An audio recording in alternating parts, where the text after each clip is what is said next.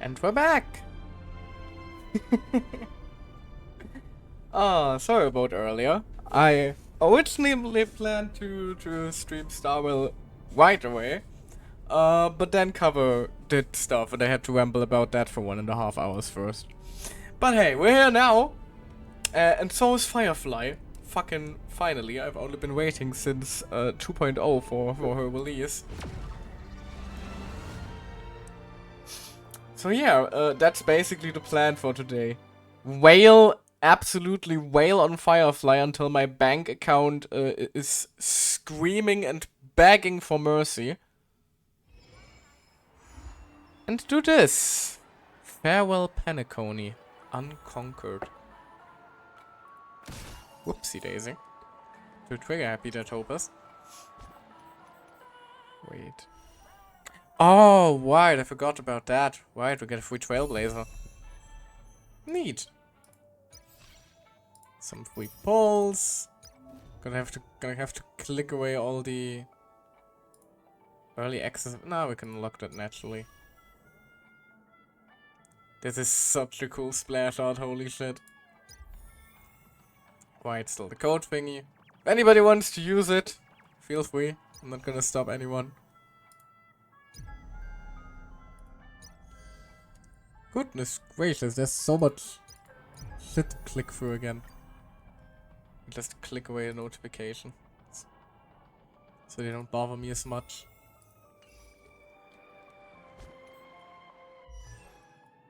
Activate the Eidolon. I did try to finish building Trailblazer, but it didn't quite get there yet. Still missing some stuff, especially the constellations. Unknown to each other, yet united in purpose, we make the same choices. Jeez, calm down, Mikkel. I have no idea how long the new quest is actually gonna be. Unconquered. So I am unsure if I should like pull first or wait for the quest. Do it after, do it before. I have no freaking idea. Then again, some people might argue I never know what I'm doing, no matter what I'm streaming. And those people are absolutely freaking correct. Ah, there she is. The fact that she's being rerun alongside Ruin May is also insane. And yeah, as you can tell, I have prepared for this moment. A little bit. Because, for once, I'm not just going for Firefly.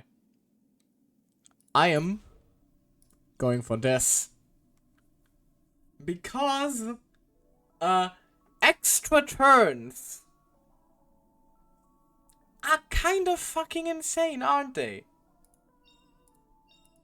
And that's not even mentioning the enhanced skill does not consume skill points. Like, a lot of people are saying that E2 Firefly is essentially as powerful as some other E6 characters. Which I'm hopefully going to find out for myself. Although I'm also very scared about being very, very hurt by the freaking main story quest, because God knows the game likes hurting people. What the frick is this? Oh, that is handy. So they got like recommended team lineups and oh my god, they even have a calculator in the game now. That is so fucking good, holy shit.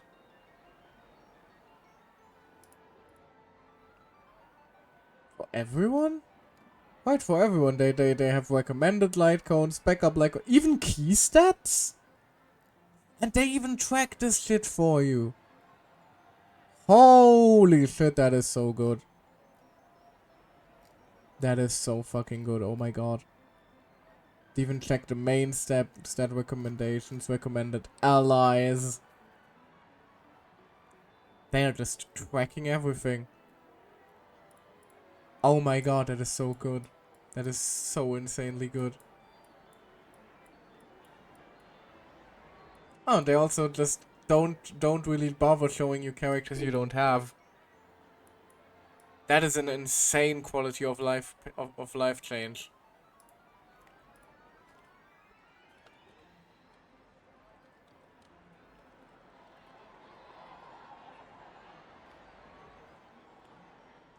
And I thought the system in Genshin was very handy with what we have now. This just basically means you need to have one tab less open when farming your characters. Oh, it even changes for like the different teams. Hold on. Do they also have something for the... Yep, they even have shit for the more obscure characters. Like they have 3 potential lineups for Arlen. Of all things, and Arlen is, I believe, one of the least played characters in the entire freaking game. Which does make me think, hold on. Oh, no, wrong tab. How many lineup suggestions do they have for, like, one of the most played characters? Like, say, Hur, because she basically fits in every team.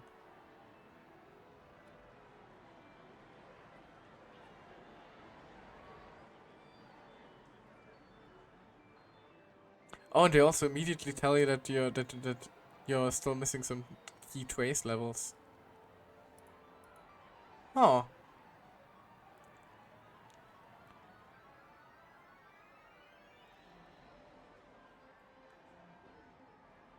Team lineup.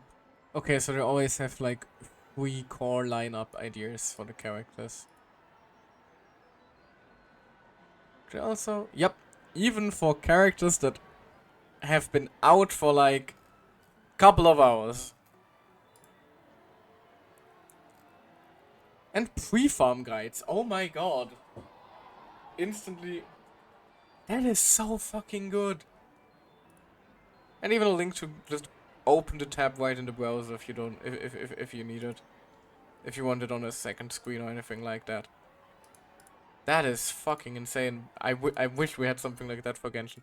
Do we have something like that in Honkai Impact 3rd? Because that is actually a game I'm planning to give a go soon. And if this is like the level of... Oh, the choir. Yeah, okay. Interesting. Ah. New terms as well. Because like if this is the level of quality of life and polish that people are used to from Honkai, I'm no longer confused when some people are mad at some and some of the Genshin things being pretty annoying. Because this is fantastic. Holy shit. This is going to make my life so much easier because I am someone who doesn't know very well how to build shit. I'm gonna be real with you. I'm a level with you. I got no idea how most of the systems in these games work in detail. Like, if you ask me what the fucking action value is and how it correlates to speed, I could only tell you that I think higher speed means higher action value, and that's about it. While other people's out there, like, drawing whole-ass graphs and doing what is essentially freaking science. But right then. I'm still torn whether to pull first or to the quest first, but I think... And it's time for some rest. I think I want to start off with the quest today, actually. Because, like, we wouldn't be able to use Firefly in the story quest yet anyway. Because I did not pre-farm, because we couldn't even pre-farm her artifacts, because I think they released with her. Are they out? Hold on. That is a bit weird to get used to now. Not Echo of War, Cavern of Corrosion. Right, there they are. Because her artifacts weren't even out yet, I just decided I'll just wait. Build the new Trailblazer in the meantime. Wake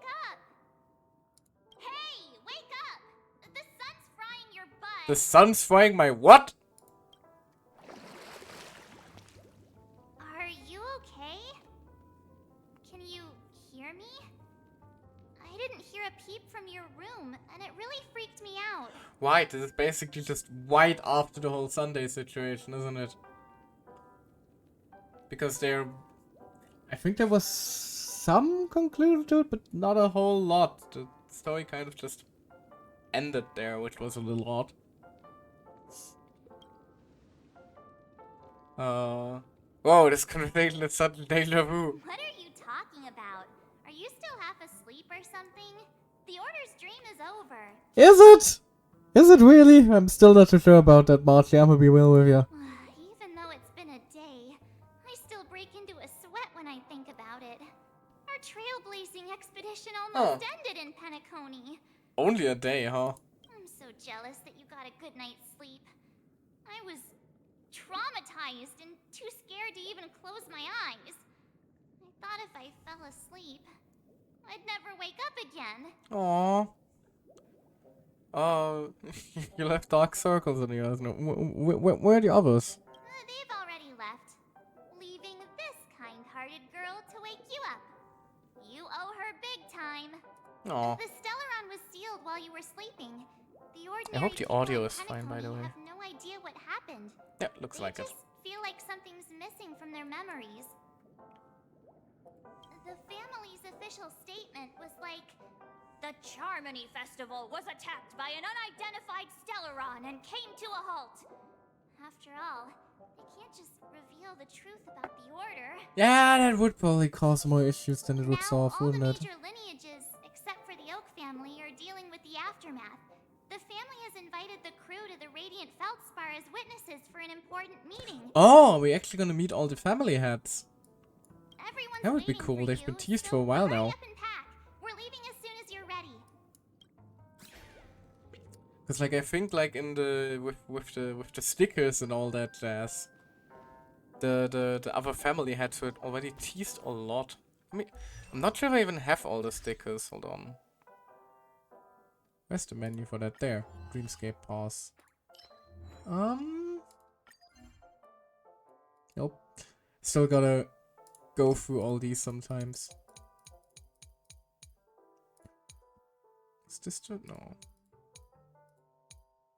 There they are. Nope, that's Leslie.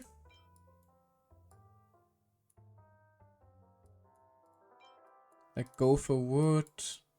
Oti Alfala, that was a... And Mr. Adine, I think all these guys are like the family heads.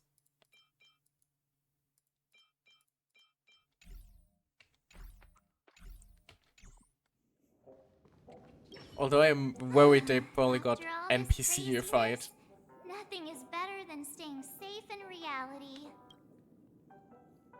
So tell me more about the current state of Penacony, please. The Stellaron was sealed while you were sleeping. The Why do I ordinary always people sleep in through these? Penacony have no idea what happened. The family's officials Yeah, now it's just all the the same. major lineage. Why the sudden interest in that? Well, I was dragged into this sweet dream. I felt a cold tentacle diving into my memories. Oh my. But something else was there. So the tentacle suddenly disappeared. Thank God it did. And then I dreamed about stuffing my face with delicious food and going on a shopping spree. Sunday didn't seriously believe that was the life I wanted, right? Breaking free from that cheesy illusion was just a piece of cake.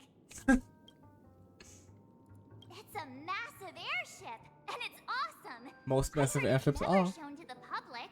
Only VIP guests of the family get to board it and enjoy the breathtaking views of Penacony. The Iris family sent us a bunch of souvenirs. Fruit baskets, plus this fancy button model. After you're back on your feet, you can enjoy them all. We are pretty much celebrities on the planet of festivities What now. do you mean fancy aren't we? button model? What does that mean? Yeah, let's go.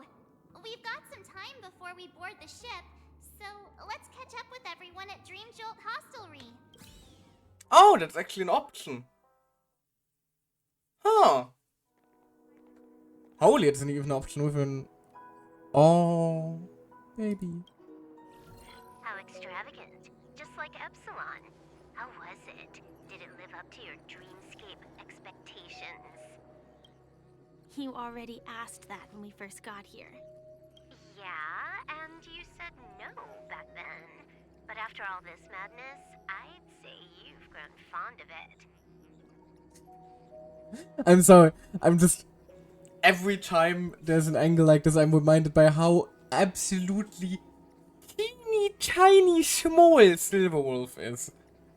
Like, Firefly looks small next to Kalos or Stell. And then there's Silverwolf, who I am firmly convinced fits in the palm of my hand. What the fuck is this? Just a heads up. You're still on the Bloodhound family's wanted list, so keep a low profile.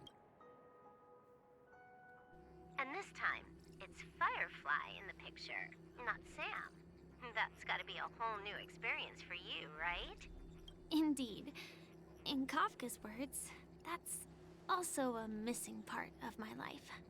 Still, it'd be quite inconvenient if I can't move freely. Could you help me out, Silverwolf? I knew you'd say that. Don't worry. I've hacked all the systems and left no trace. Don't do anything that may draw attention, and don't talk with guards. They might recognize you.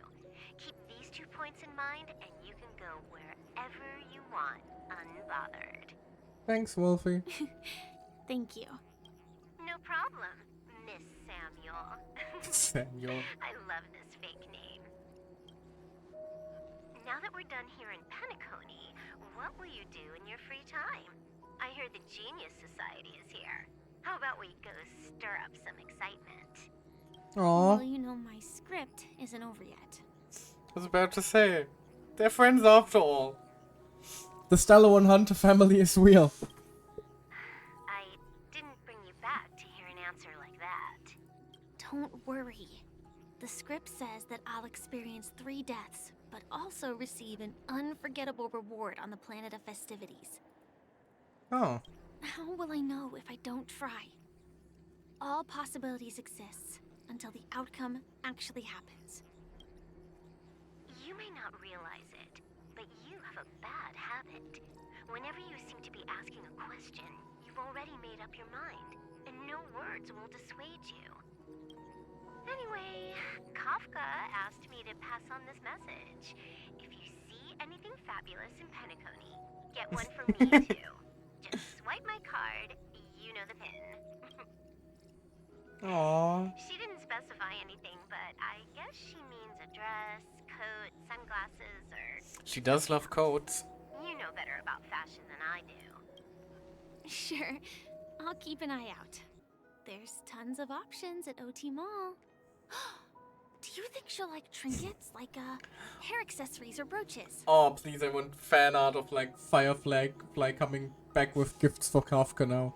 Those sound more like something for young girls. Maybe you should keep them for yourself. Oh, by the way, Blade didn't explicitly say it, but I think he was trying to say something like, temptation will show up again in Penacony. He's always so subtle with his words. I'm sorry, I just can see so many images of like the stupid fucking Stellar 100 family in my head. Got it. He was just worried about me. Relax, Silverwolf. You know me. They're actually so sweet. I won't do anything crazy. I just want to wander around and see more of the world for myself. I want to buy some oatcake rolls. I've had a cake roll every day since I arrived in Penacony. Yes. From the first day to the last. Except for today when we took all your budget. Which I didn't. I'm a good boy. But today, I'll buy 2 and give you 1. And if you don't like them, I'll enjoy double the pleasure. Or I can bring one to Kafka, as she never refuses. Or maybe I'll give it to Blade. He'll appreciate it. I'm not sure if Blade is the kind of guy to appreciate some cake, but... That's not Come written on, in the girl. script, right? But as you see, I have added new footnotes to my destiny. Aww. She's so happy. It's Topus. Why the fuck am I swapping to Topaz? Meanwhile, on the Radiant Feldspar. Welcome, Director Topaz. The family ambassadors are still inside making preparations, but the big boss hasn't arrived yet. It'll be a while before the conference starts, I'm afraid. Huh. Quite a spectacle. Not played either, which Family is really interesting. knows how to make things look impressive. I thought they would choose a more formal and low-key location for the conference. I didn't expect them to go with a luxury airship. About this, Director. I've asked around. This airship, named the Radiant Feldspar, belongs to the Alfalfa family. This conference between the IPC and the family will have a direct impact on Penacony's future. Such an important event should have been held at well, somewhere secretive in the moment of morning dew. The atmosphere here, it doesn't feel serious enough. Perhaps that's the point. If I'm right, this conference is probably just a prelude. Whoever organized it wants to assess the IPC stance beforehand. Yeah, exactly. This influential figure either has their own ambitions and wants to reach a preliminary agreement, or they plan to put pressure on us to make us back off. Yeah, but the IPC doesn't work like that, does it? Your mind is always so sharp, Director Topaz. And when the big boss arrives, please remind her to be cautious and watch out for any traps. Thank you for the reminder, but I don't think that will be necessary.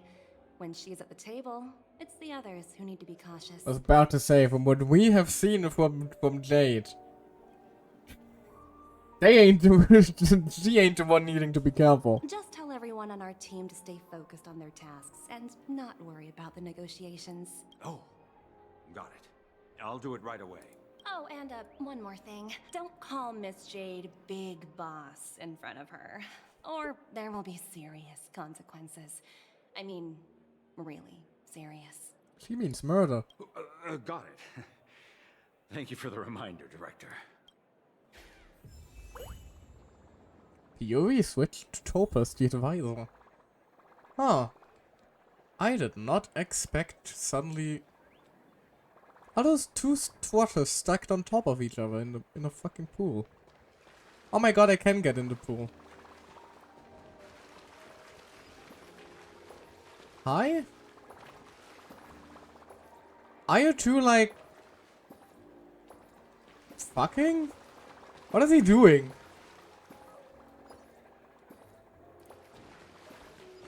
And Numby is just watching. Numby, please.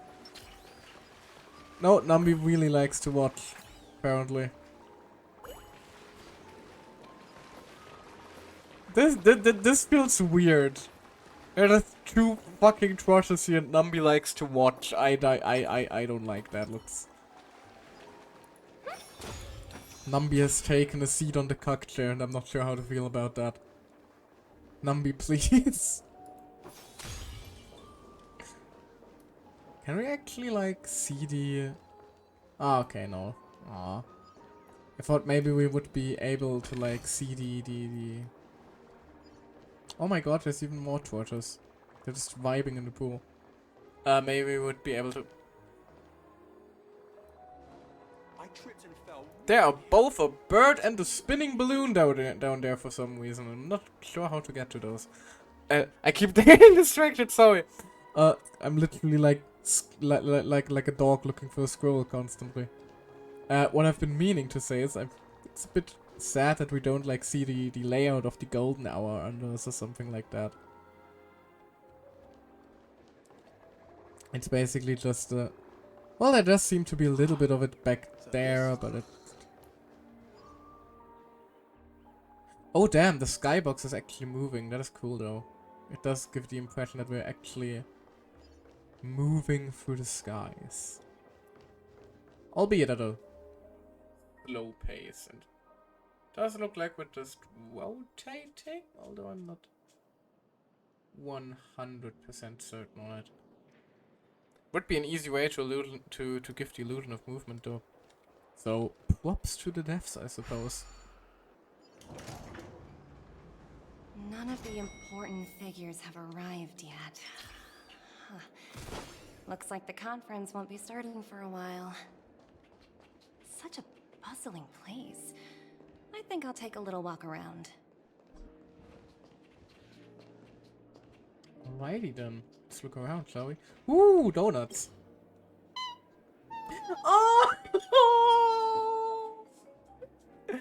Baby want cake. Oh, are you hungry, Numby? Hungry Numby.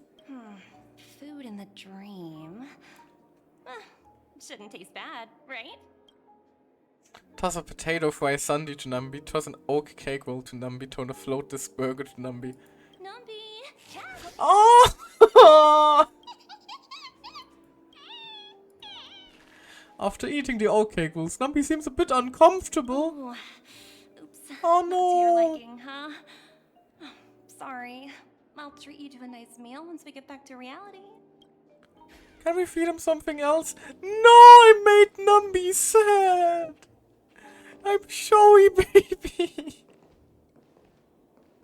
This is the worst quest in the entire fucking game already. I made Numby upset. Numby, get back here! Watch yourselves. Numby! What the fuck?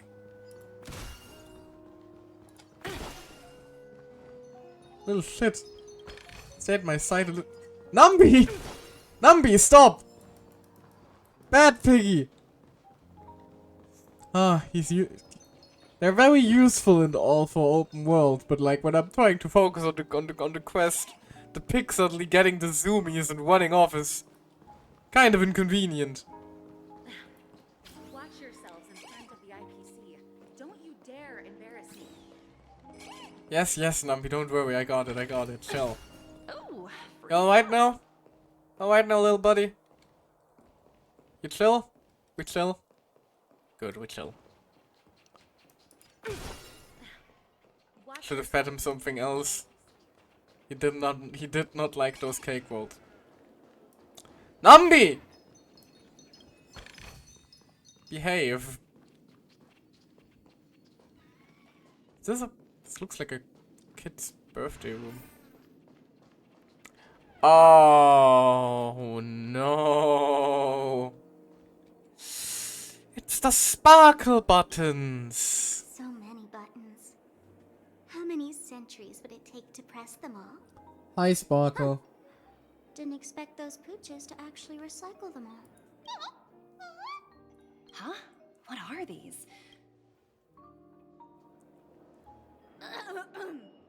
For your safety, please stay away from those objects.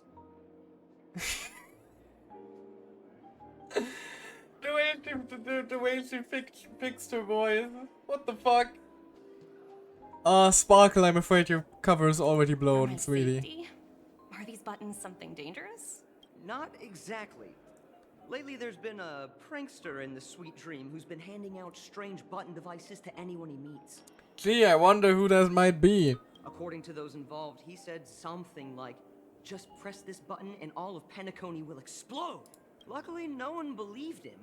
Still, the Bloodhound family collected these buttons just to be on the safe side. Has anyone actually tried pressing it? What will happen if you press it? Hasn't anyone actually tried? Well, perhaps you don't know much about Penacony? All the guests here have one thing in common. They're terrified of death. Anyway, the family will deal with these things. Please, kindly keep your distance. How very non-suspicious of you, Sparkle. Can't wait for everything to go to shit again because of your shenanigans. What can I do for you? Hello. Could you tell me more about the Radiant Feldspar? I assume you are the ambassador of the IPC Strategic Investment Department. That is It's me. my honor to assist you. The Radiant Feldspar is owned by Mr. Odie Alfalfa, head of the Alfalfa family. Mr. Alfalfa invested a significant amount in building this luxurious airship an Ember era ago, and it has been sailing across the 12 hours of the dreamscape ever since. Oh, so it's owned by old Odie himself. No wonder the ship is so lavishly decorated. Indeed, Mr. Alfalfa has impeccable taste. Only the most prestigious guests are invited by the Alfalfa family to board this airship.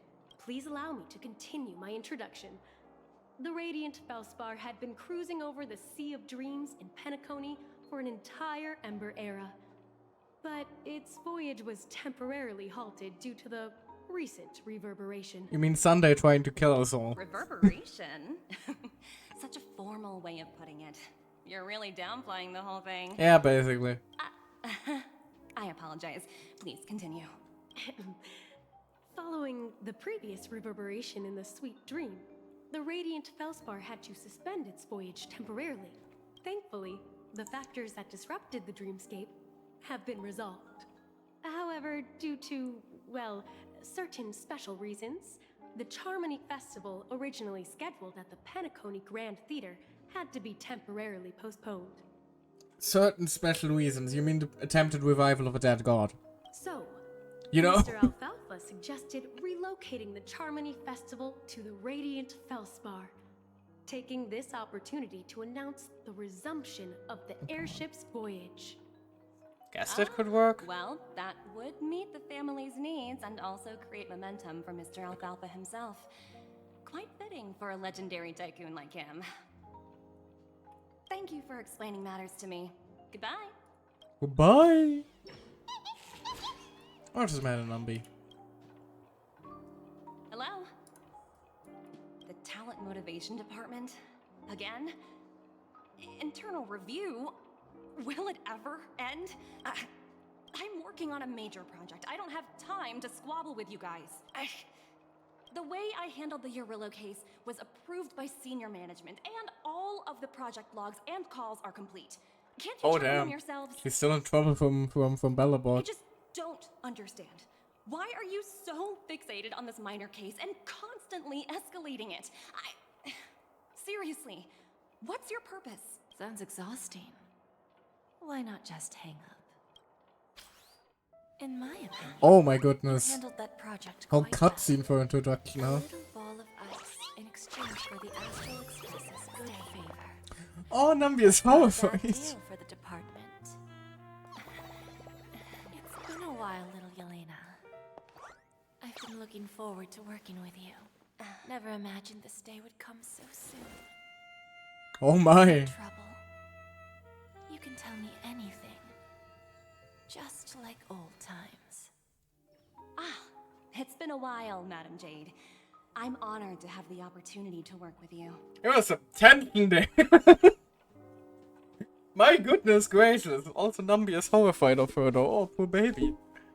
Hello, ma'am. How are you doing? You're still so formal, aren't you? Forget about the hierarchy and treat me as your equal. No need for unnecessary titles like madam. I also find it interesting that Jade actually calls Topaz Yelena, which is like her birth name. I wonder what Jade's name is. I'm sorry, but it might take some time to get used to that. After all, you are a senior. Well, now that we're both members of the 10 Stone Hearts, I need you to be at your best. Especially since the upcoming negotiations leave no room for error. Interesting, because the way she worded that actually implies that Topaz became a Stoneheart only rather recently. Which is interesting. As sharp as you are, I'm sure you've figured out the true purpose of this conference, right? I believe old Oti has taken it upon himself to test our limits before the official negotiations between the IPC and Penacony. That's true, and it works in our favor. Do you know why? If we can reach some sort of agreement with old Oti beforehand, and gauge our opponent's boundaries, our future negotiations will go much more smoothly. That's the obvious benefit. Exactly. And the hidden benefit is that as the head of the Alfalfa family, his actions suggest that the 5 lineages might not be as united as the Odes of Harmony would suggest. I mean, we already figured that one out a while As ago. long as the influence of Harmony hasn't completely permeated their core, personal desires will always have their way. Thankfully, influential figures in Penacony haven't entirely suppressed their own desires. It's similar to the power struggles within the IPC. The supposed all-for-one philosophy shared by the 5 lineages. It's just a slogan now that the Dream Master has gone. After the downfall of the Yoke family, old OT's faction became the dominant force in Penacony. Even if we consider only the succession order, he's the longest serving and most senior among all the family heads. Yes, that's exactly why we need to handle the conference following an agreed-upon strategy. It's like playing a game of chess, where every move needs to be carefully thought out. I would argue that's most business, really, isn't it? Absolutely. The 3 steps of negotiation. Listen, test, and strike. That's what you taught me. Pretty clear. Although, you seem to have changed the order in the Yarilo case. That was based on my personal experience. I Some subtle apologize shade for there. interrupting your conversation, but the family head is ready to meet the ambassadors from the Strategic Investment Department. Time to get to work. Let's prepare ourselves and meet that esteemed supporting actor. Remember, our goal is Is to it gonna create be an us? opportunity for the IPC to enter Penacony. Aventurine has already made a small opening, and you and I, we're going to tear it wide open. Right, eventually is probably still very much in trouble for breaking his fucking rock, isn't he? His stone heart.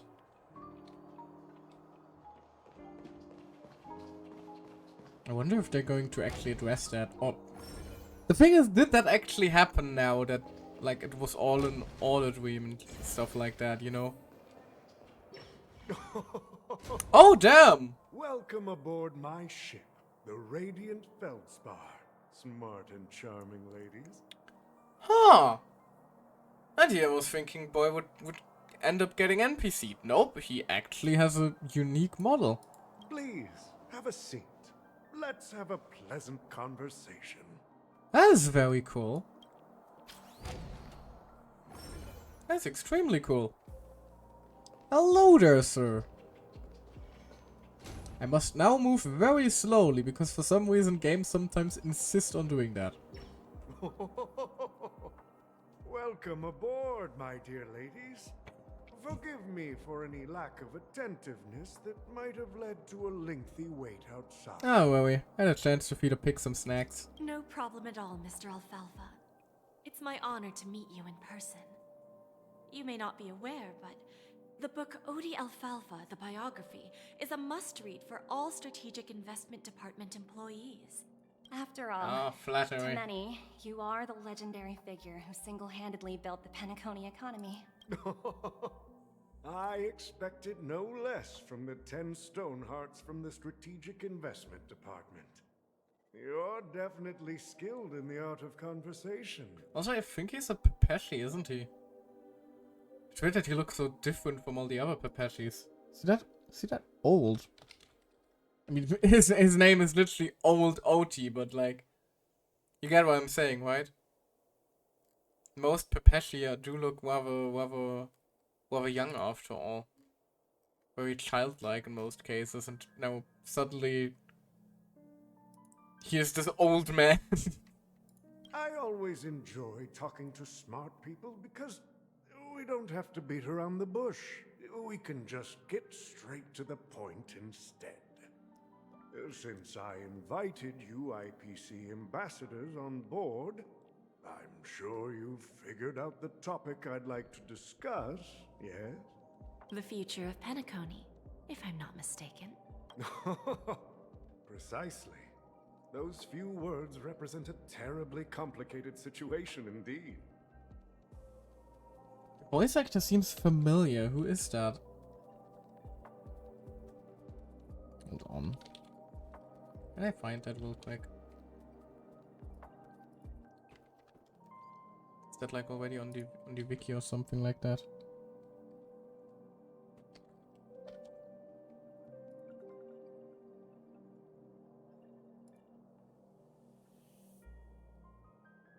No, doesn't look like it.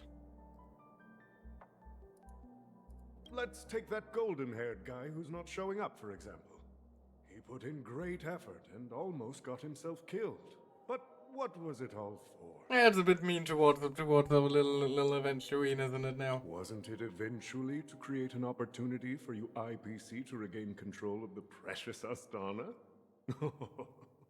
The wisdom and experience you've accumulated over 10 Amber Eras are truly impressive. Let's assume your assumptions are correct, Mr. Alfalfa. How would you respond to the IPC's actions? I appreciate your composure, Miss Jade. You must have witnessed much in your worldly experiences. However, perhaps you don't know much about Penacony. Old Oti won't sit idly by when faced with a greedy wolf. Oh, he's menacing.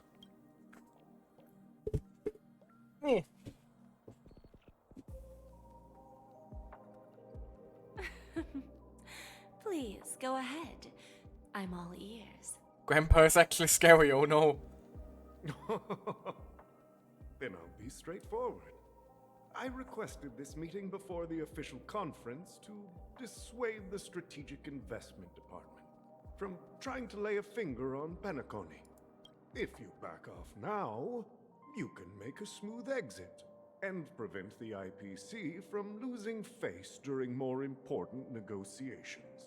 Oh, she's not amused.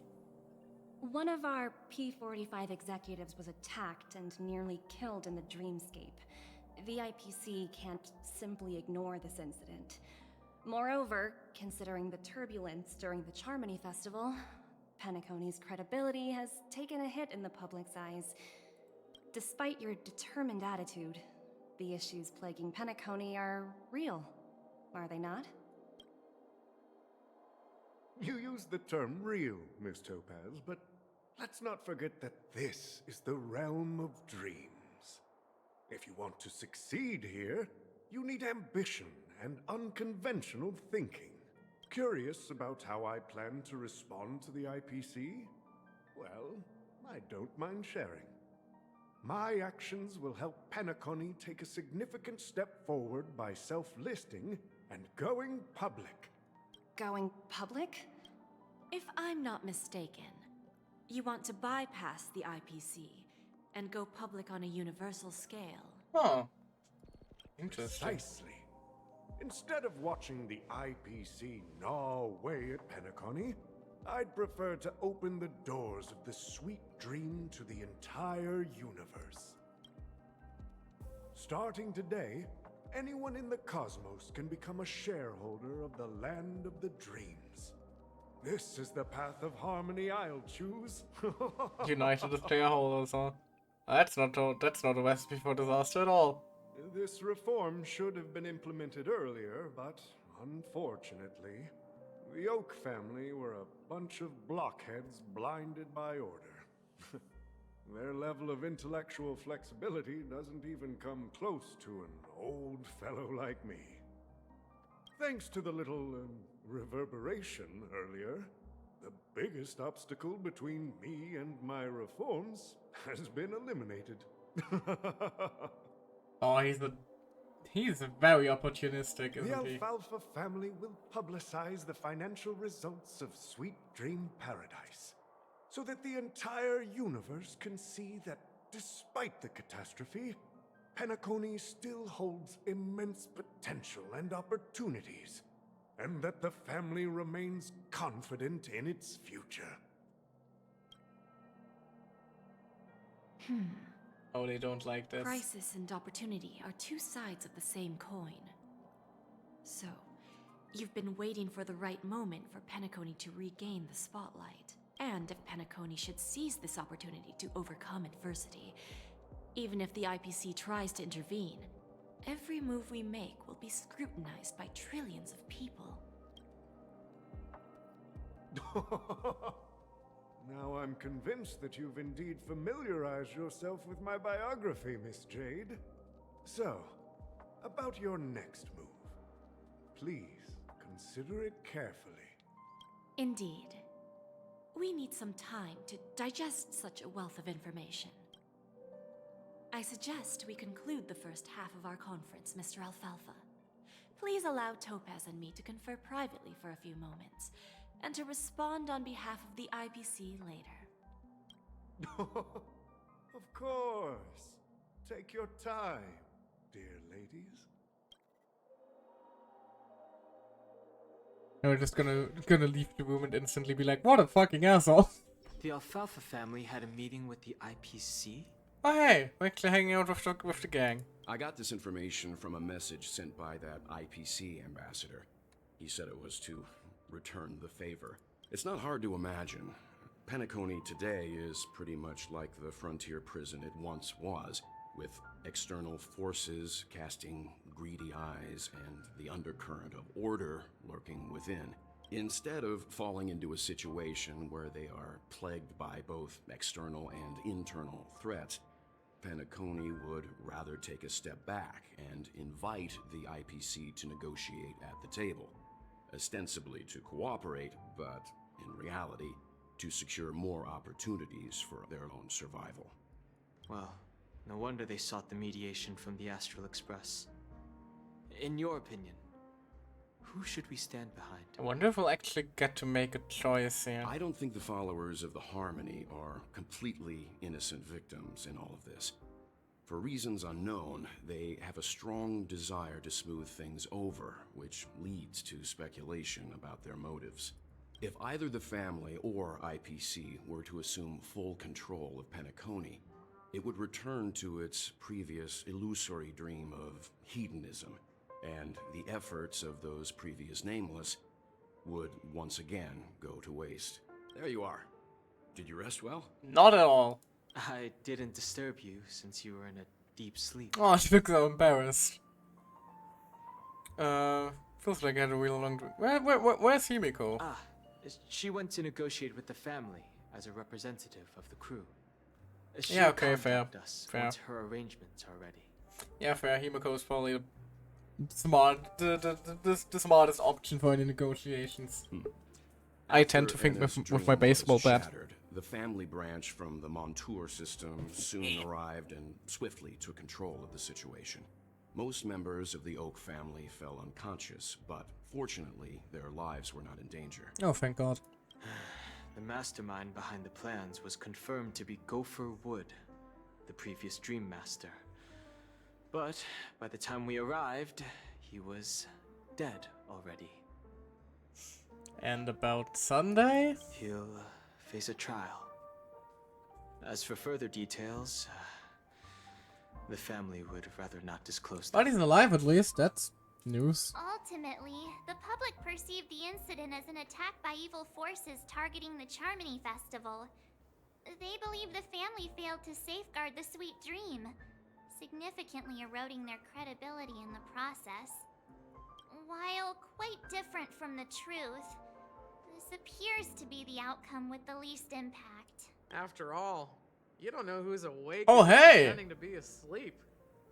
Well, they'll open their eyes in the face of danger. Once the danger subsides, they'll embrace the sweet dream again. Here's You're alive. Hello. 3 glasses of glory of the Trailblaze to all of you.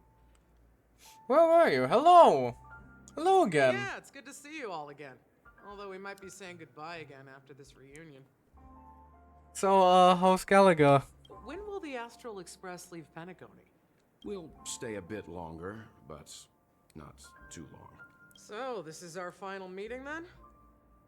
If this is a farewell, then it seems to be missing something. Music? Atmosphere? Ah, maybe a special drink to honor those who are not here. Maybe all the above? All of the above? Let's see. The mixed drink should be solemn, dignified, and unique. As we'll use it to pay respect to those fallen heroes. To the nameless, resting in peace. And to Gallagher. Oh, wow. Hold on. Sorry. They're actually just straight up confirming, yeah, he's dead, huh? That's a bit sad. Chat with your fellow crew members. I'd like that. Hey, Don. How you doing? It's rare for all passengers to leave the Express together during a trailblazing expedition. But for Penacony, it seems most appropriate. What happened to you in Anna's dream, by the way? In my dream, the Express stopped at many places, and passengers came and went. However, the 5 of us were always present, and the journey seemed never ending. Perhaps this could be a deep-seated desire inside me, And upon realizing this, I knew it wasn't real. No related records exist in the databank, but I have a theory. The hidden dangers of the Order have always been within the Harmony. And this issue existed within the family from the very beginning. However, now that more powers in the universe are aware of this secret, the situation in the cosmos will become more complicated. Things are always complicated around here. Given the Conductor's presence, there's no need to worry about it. However, it's crucial that we soon return to inform Pom Pom about the Nameless. Aw, nobody told them yet? Like I said, we'll go and see. Once we've packed everything, we should head to our next destination. Sounds lovely. How about you, Welt? This trailblazing expedition has been thrilling and memorable. Hopefully we've all gained insights about ideals, paranoia, clarity, and dreams from the experiences we've had. I'm scared to even ask you what you dreamed about, because that's probably going to make... And it's probably either going to be a lie, or very, very sad. And there's no in between. Well, it was somewhat surprising. In that dream, I returned to my homeworld and reunited with my long-lost friends. And for some reason, Acheron resurfaced in my mind. When I realized that her conclusion was not preserved in memories, I became aware of the bitter truth. Venturine's efforts finally earned the IPC a seat at the table. As a result, a more senior representative arrived in Penacony and initiated negotiations with the family. As far as the Astral Express is concerned, the IPC will make for an invaluable ally during the negotiations to prevent Penacony returning to its former ways. Since the family took up residence in Penacony, the Order has been hiding in plain sight under the guise of the Oak family, using the Stellaron's power to strengthen their hold on the Sweet Dream, which eventually resulted in disaster. That's the claim the family makes. Whether they were truly unaware of all this is a delicate matter. I doubt that. One bird longs for the earth, and the other longs for the sky. Even if Robin had to stop her brother with her own hands, she won't give up on him. However, facing punishment from the Harmony is inevitable. He will face a trial. As for further details, the family would rather not disclose them. Man. The conclusion of a journey can often be sorrowful. All we can do is to try to make sure it ends on a happy note. Where did March go, though? March? Marchy! Can we not talk to her? Because it also didn't finish the optional quest. There she is! Marchy! Guess what? Something weird just happened when I was on my way over here. Someone gave me Please don't tell me you got a gift. button. So I unwrapped it. Oh and god, found no! It was a button with a message on the back. Just press this button and all of Penacony will explode. This sounds terrifying. Sparkle, please, for the love of God, let us alone. Leave us alone. Of course not. Who would press something like that? I would. By the time I turned around, the person had already vanished. So I handed it over to a nearby hound. I heard there were many similar reports before the Charmony Festival started. I'm really worried about the future of Penacony. Same. Right then. I do like the fact that they brought out her again as well. Ready to mix your drink? So, what happened to Gallagher? I'm not sure. I haven't seen him since our last meeting at the lounge. Come to think of it, he always did come and go quietly. We used to discuss everything here. But every time he'd leave, I'd realize that I didn't know him at all. Such is the mystery that is Gallagher.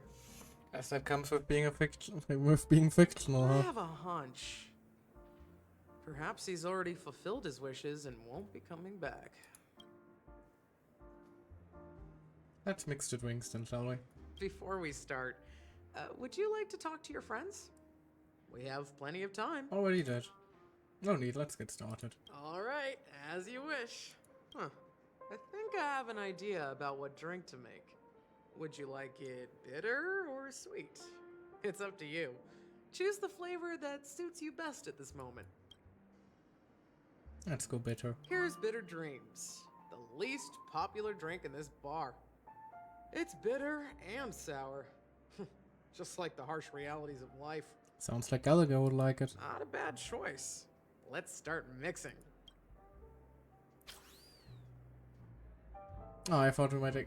We do actually get the... Oh, we actually get the mini game. That is very cute. Plenty of ice. Some liquid dusk. Rejuvenating soda. Stir it all up.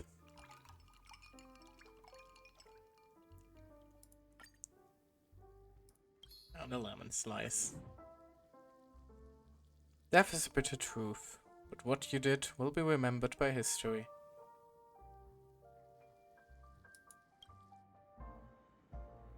And down the hatch. Words always fall short.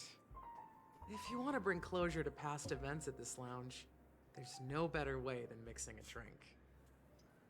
To Gallagher. Blend all your memories and emotions together and stir them well. Through the filter of time, what remains in the glass is something to savor. Well, it's done. Here's to the nameless It was rest too in early. peace. And to my Hold friend, on. Gallagher. I actually have iced tea, which works with refreshing and bitter, I suppose, so... To Gallagher. Death is a bitter truth, but what you did will be remembered by history. We're not accepted by the outside world, so we've gathered here. And one day, our souls will return to the same place. Cheers. Cheers.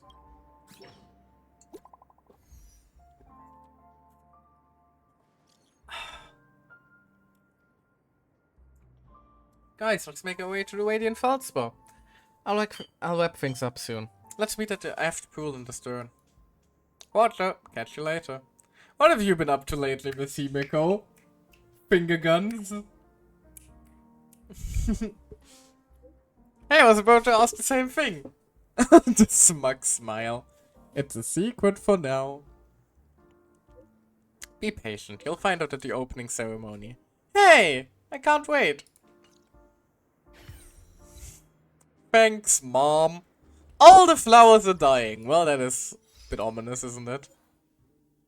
Ah, okay, I got it for selecting something bitter.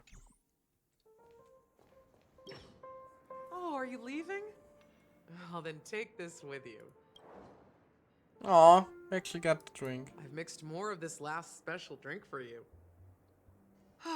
The past shouldn't be forgotten. So I hope it brings back the flavors of Penacony. Maybe we can drink it with Thank Firefly. you. I'm sure it'll leave a lasting impression. Well, did not If like you it. happen to run into Gallagher, make sure he has a sip too. I know his tastes. He'll be thrilled. Doubt that'll happen. We will. Alright, enough with the heavy stuff. You guys have important things to take care of. So let's not dwell on things. Whether it's the Astral Express or Penacony, there's still a long journey ahead. So let's lift our spirits, guys, and embark towards our tomorrows. Switching to Jade's POV. So much for getting to say our goodbyes. Old Odie is a tricky opponent. I didn't expect him to take the risky step of going public at such a critical moment for Penacony. Indeed. He's definitely bold. It's that kind of boldness that made him the Odie Alfalfa he is today. Still, the outcome is uncertain. Shouting loud doesn't necessarily carry any weight. What about the phone call I asked you to make, Topaz? Ah, They agreed. But it'll take some time before they arrive. Just as it should be. Oh. The sweet dew should be served after the bitter poison. Interesting that she calls for Topaz now. Looks like we'll be skipping the exchanging apples step this time around.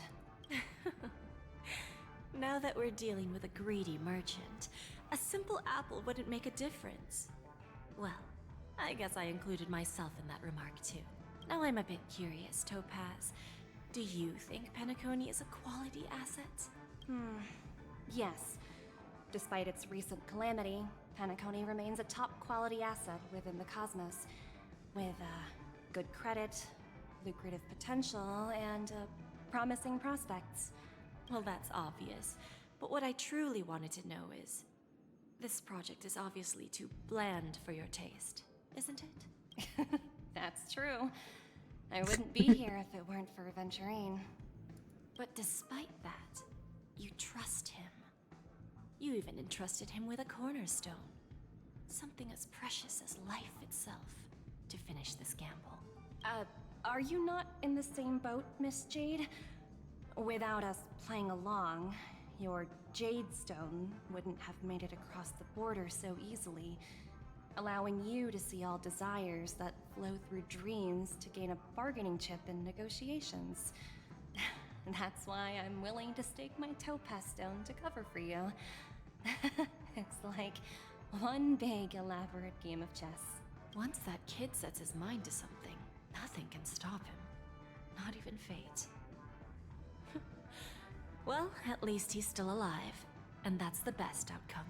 Sure, Dad. I do like people being alive. Looks like we've strayed off topic, Miss Jade. Should we discuss our next steps? Damn it. There we go. No need. I'll go it alone. Meanwhile, you can go greet our honored guest and wait for my message. Okay. Is that Robin? Oh. She's also here on the Radiant Feldspar. Oh god. You can just immediately get to whipping people. How fitting that the IPC slaver has a whip. Is that all? I'm not sure I like that. Bother. Hey Robin, we need to get whipped. Good child. Do as you're told. Or stepped on, for that matter. Oh hey, the Burbs are back. Hello, Lady Vermilion. Right, I already saw one. What am I talking about?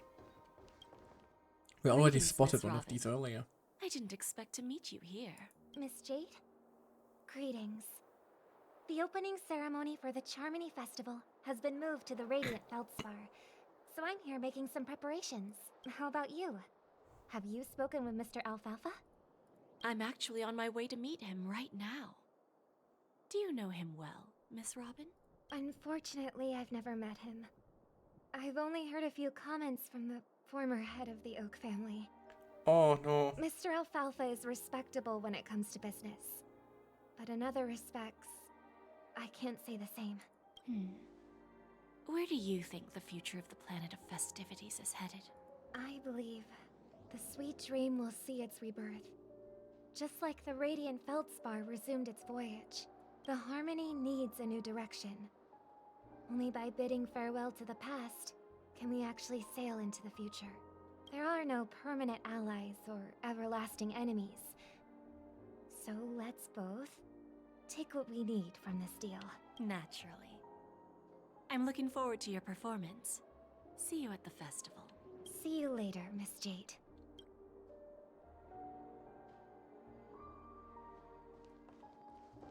Right then.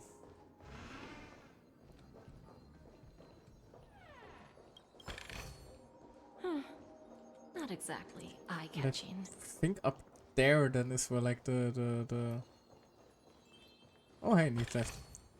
Is that There's all? also where the new Hardly worth simulated the bother. universe stuff is gonna go down, isn't it? Looking forward to that one as well. That looked actually very fun, and the fact that they can auto-build characters for you is actually going to be really handy, isn't it? Thank you for your patience, Mr. Alfalfa. Let's continue our discussion. Figured out something already, Miss Jade? But where is Miss Topaz? Topaz has something else to take care of. You'll be seeing her later. Talks can still continue between the two of us. Is it just me, miss? Your tone sounds very different. Oh, she's about to go evil mode, isn't she? I need to set a good example for my junior.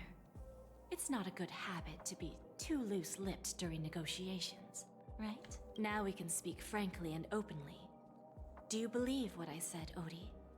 You're not the only merchant who has seen the changes in the cosmic market over the past 10 Amber Eras. Wait, is she that old? An Ember Era is like 70 years. How long has Jade been around? Is she a long-lived species then? Interesting. Now that's interesting. Good. It's good to be straightforward. Openness and transparency are my things. So, tell me, what's your next move?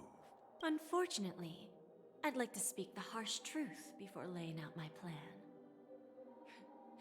Let's cut to the chase. First, your plan won't work. Penacony has no way of sidestepping the IPC and going public. Second, you can't stop the IPC from entering Penacony. We've got all the time and connections in the world to find a way in. We'll keep tearing down and rebuilding this place until the Asdana system gets used to the IPC's ways again. Now, I'm repeating your words exactly. If you don't want to be a laughingstock and have everyone gunning for you at the official conference, you'd better drop your little pie-in-the-sky plan. Oh, interesting. Indeed. Indeed, indeed. You surely have a way with words. Now, I'm curious to know what you have up your sleeve. Mr. Alfalfa, let's not forget that the IPC controls the biggest interstellar publicity platform. Oh. More than half the news networks in the universe take their orders from us. So they could just make ruin Penacony by spreading false information. Oh my god, they're using the power of fake news. The moment news spreads about Penacony going public, trillions of customers will immediately receive a message like this. The family's protection for Penacony has expired. Any mishaps in the dreamscape could result in permanent brain death.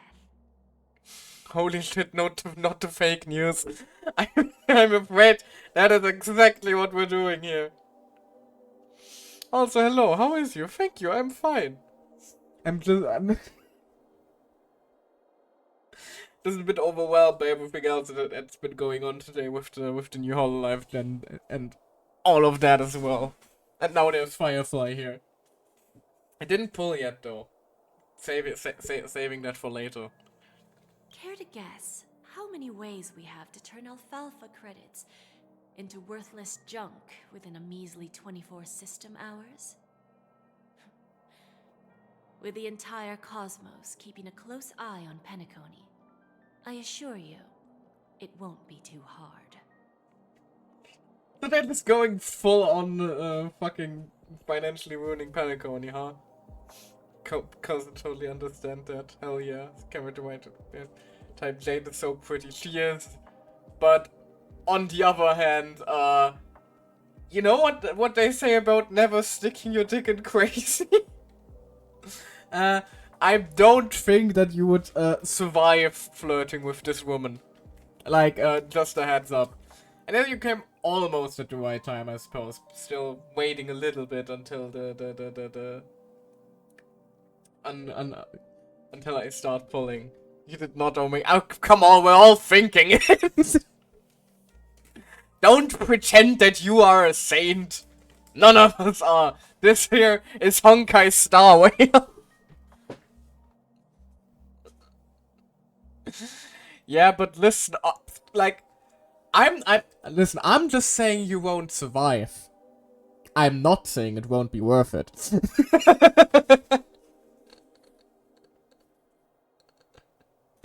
I wore for cheap clothing, but my sheep's white.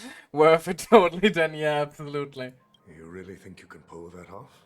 Even from Easily. Point, as distant as it may be, I'm more than capable of keeping you on a tight leash. Oh yes, please. I mean, sorry.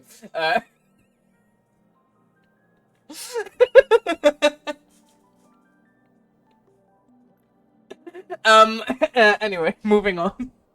However, if you agree to give up that half-baked plan to go public, the IPC will assure you that we'll never jeopardize the interests of the family heads under your leadership. After all, we also need allies here in Asdana. The IPC can assist Penacony with financing, starting by acquiring 30% equity shares. With our financial support, stabilizing and rebuilding Penacony will be a piece of cake. 30% equity, you say? Who can guarantee you won't want more in the future? That's the brilliant part of it all.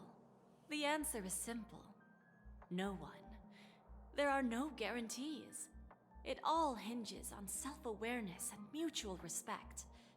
However, the board of directors will consider the interests of the family heads to some extent. You're a smart merchant, old Odie.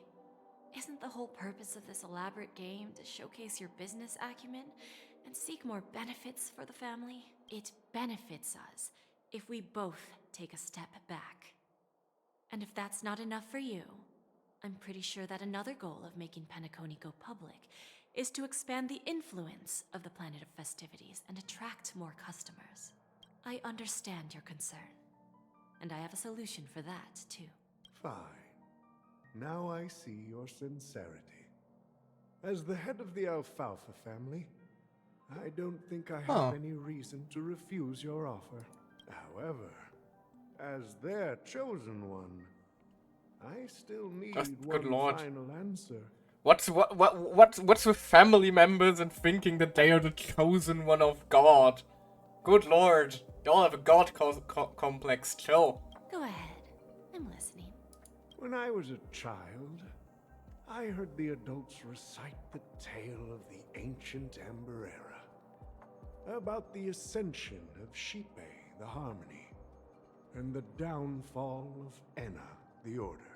The Order and the Preservation used to be close in ancient times. So, why does the IPC, as a follower of the Amber Lord, seek collaboration with the family instead of aligning with the Order? There's no other you're supposed to counter the inferiority complex. I mean, fair. The answer is simple. That's why I made myself an angel VTuber. Anyway. Credits. Everyone's favorite thing and the universally recognized currency among the stars. The IPC has the power to perpetually ensure their value. With each new world integrated into the credit system, the IPC adds another building block to its cause. Eventually, all exchanges, capital, and businesses will operate within a unified monetary system. By then, all planetary developments will be recorded in accounts with well-defined values and the ability for exchange and circulation. And the heart of everything will be Klepoth's credit. And then the IPC will be able to exert influence over everything. Our intention is to establish enduring preservation, so I'm sure you can understand. This universe doesn't need two types of order. Interesting. Well said. Now you've convinced me. All right. Tell Tell me your solution. Let's see if we're thinking the same thing. Because that was actually something I was also like wondering about. Because like the IPC does in many aspects feel a lot more like an organization that would be following Anna, rather than an organization that would be following Klepoth, with what like their whole organization structure and complex rule sets and whatnot. And the whole contract shenanigans, the fact that they're long-leading up the place. Then let's continue our conversation. Please, Topaz, invite Sweet Dew to join us at the table.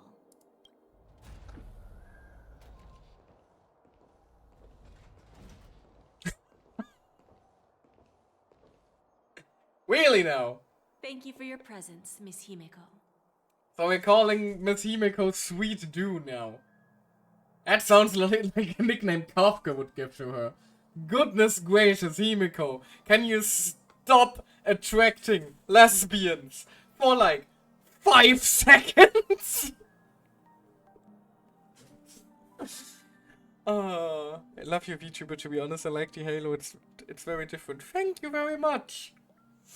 To be honest, though, it's far from what I want the design to actually be. But like, I basically scuffed this shit together based on a couple of ideas in VRoid.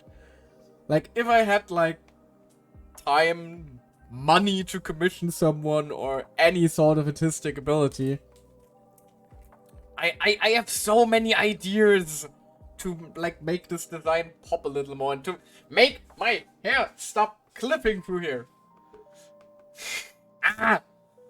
Gotta start somewhere. Yeah, I know. But like, I do still have like a dream of a proper Live 2D model one day where I'm actually like satisfied with the design and everything, because like also you can't really see like the cracks on the left side too much. They seem more like a little unnecessary detail than anything of note in the design. I would like to change that. I would basically like to draw more attention to that area of the face if possible, you know.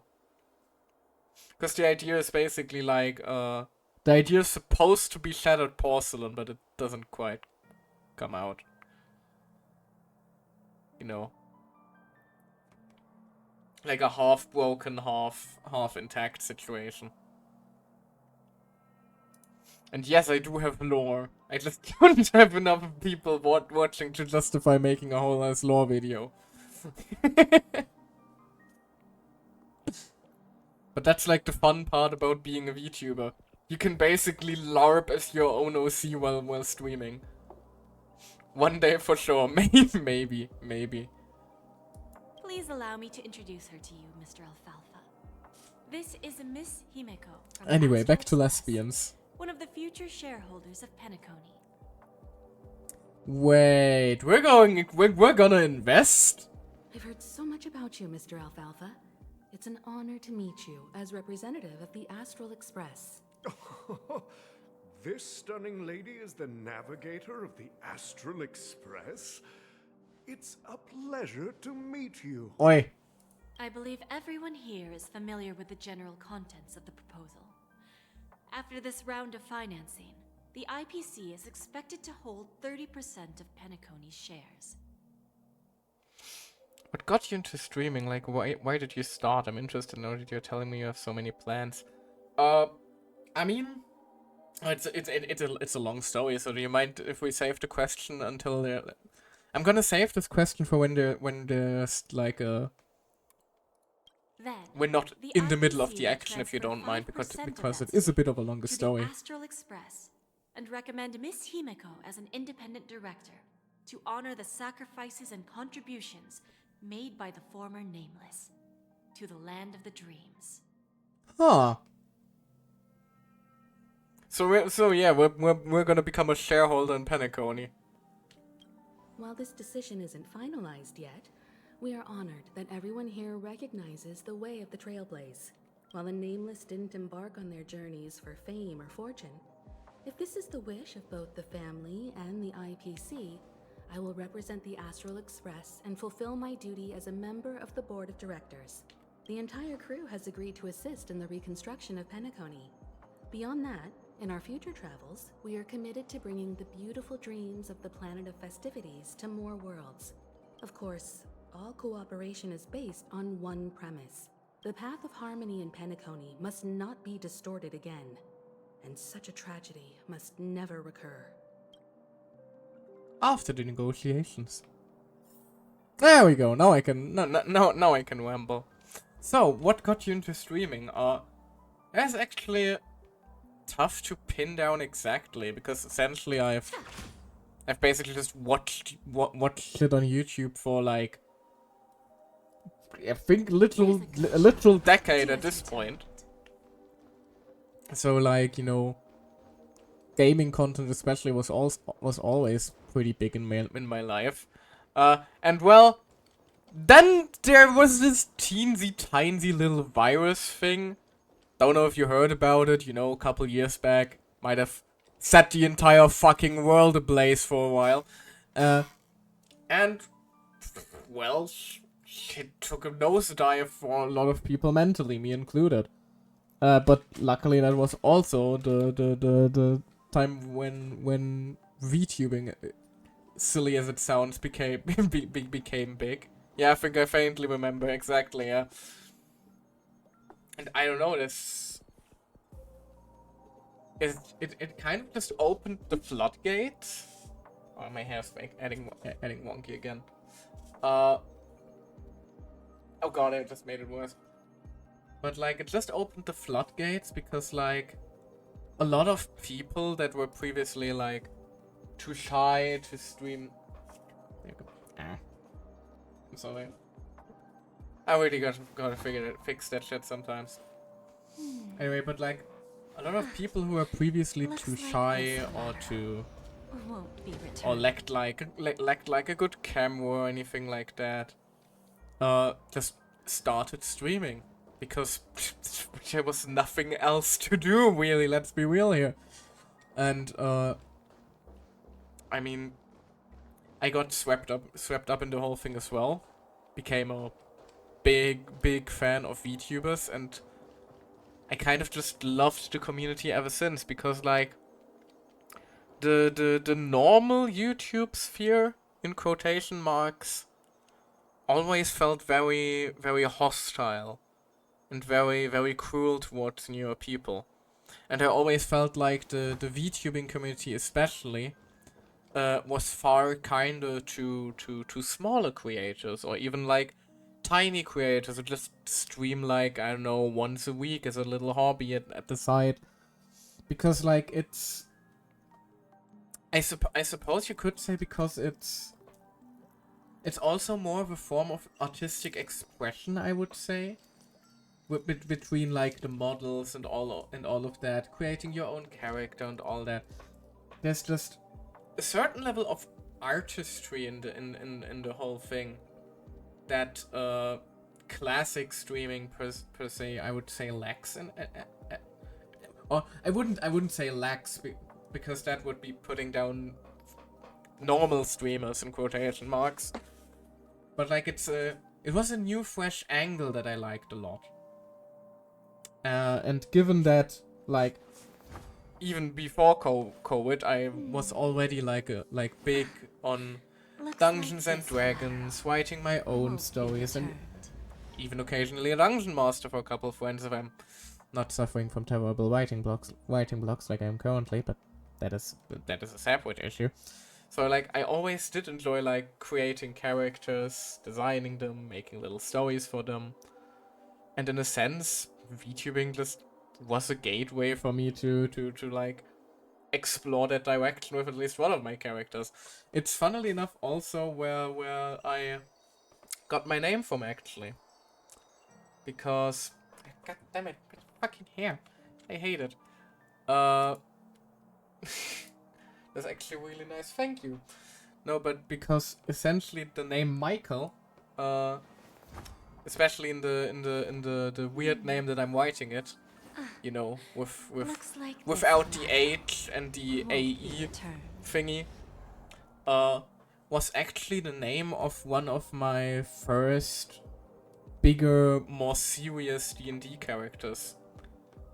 And that's where I basically got my name from. And their name in turn, well, they were a paladin, they were an Aasimar, so I took their name from the little archangel Michael. So, in a way, I'm an angel VTuber named after an archangel. Through like a couple loopholes. Although technically speaking, I'm named after a D&D character, but you get the idea. And also what I enjoy about VTubing more than normal streaming, because like, thing is, I was playing around with the thought of getting into streaming, or at least like recording a Let's Play or so, long before VTubing ever was a thing. long before VTubing was ever even like before even Kizuna, I was a name that existed. Like even before then, I was always like, I kind of wanna record some shit and stuff like that. But I was always very scared of it. The internet is a scary fucking place, man. Especially like I was still a kid at the time. I was like 15, 16. That is young. I was a kid. The internet is not a place for fucking kids. It's making long-haired dream a reality. In a way, yes. Just in a new shape that I didn't see before. But yeah, the internet is a scary fucking place for kids and even adults. So I always think that having an avatar, being a VTuber, is a good way to create a certain distance between the person, the VTuber, and the audience. Some might argue it makes parasocialism worse because, you know, some viewers end up having that fallout of, oh, you're not really actually a cat girl with big anime titties. But if you already have that kind of audience, you have kind of a problem in a different area that's not that probably would have occurred even if you weren't a VTuber, in my humble opinion. But in my opinion, it does create a very healthy distance of being able to be somewhat of a public figure. I say public figure, I have 20 followers and 3 viewers. Oh, look at Mr. Big Streamer over here, but you get the idea. But like, even if I did miraculously, suddenly, overnight, absolutely explode because, I don't know, some clip goes viral, or like some bigger clipping channel decides to focus on me exclusively for a while. I don't know. Fucking Iron Mouse shouts me out. God knows what could happen to make the channel explode.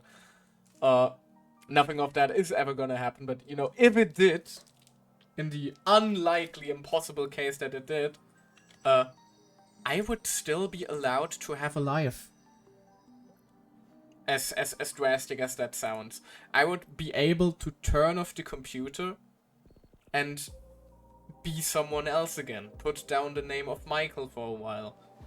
Be, I don't know, hang out with my family, hang out with my friends without the fear of the name of whatever my channel would be called if I hadn't been a VTuber constantly looming over me, making me question whether they are even still hanging out with me for me, or hanging out with me because I have X number of subscribers. Which is, like, the main reason why I feel safe enough VTubing, funnily enough, that where, like, I don't really, like, had I not been a VTuber, I would have potentially risked something by streaming. By being a VTuber, I don't need to risk anything. I can just be... I can still be myself, obviously. I don't have to be myself either, which is also a fun little aspect, because a lot of people play their character. And power to them. That can also be a lot of fun. Power to them. I actually find it a fascinating idea, like how many... Like if you think about, like, I don't know, Fuamoka or something like that. I am fully, like 100% believe that the little bow bow tick that they had going on as a bit for their characters now also haunts them in real life. 100%. I know, it's kind of funny how fiction and reality can blend together at times. Which seems kind of fitting given we're currently playing for Penacony, isn't it? Good timing for the question. Props to you. But yeah, I suppose that is the long, slightly confusing and ramble. You gotta make a character a part of you to do it right, you know? Yeah, exactly. Although in my case, personally, I actually don't play much of a character.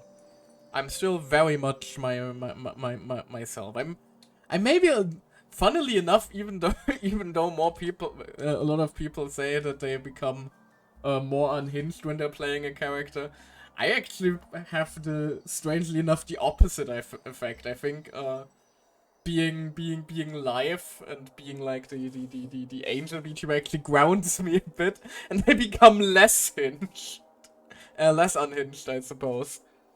Like hearing people talk about their passions. Yeah, that's always a joy. And well, thank you for listening, really. Looks like this. Wait, are you telling me you're a tame version of yourself? Oh, you have no idea. Like, if I ever get like big enough or comfortable enough to fucking let loose, or like I get a 3D or something like that and go full gremlin mode, that would be horrifying. Looks like this, collateral. Or if I like collab with my friends or something like that. Like, sometimes words leave my mouth and I'm just like, oh my goodness gracious. But yeah, I'm actually holding back a little. Who knows? Mostly because I'm very scared of getting banned. If I get like any momentum. Oh god damn it. I should just give up at this point. My hair is just fucky wucky at this point. But yeah. And I suppose another reason. So from what you said so far, overall goal with streaming is getting successful with it. Not even necessarily. I suppose getting an audience would be a side effect of my I don't know, it's weird to call it a goal, because it's not really a goal, it's more something I just want to do more in my life, and that is sharing stuff I'm passionate about with the world.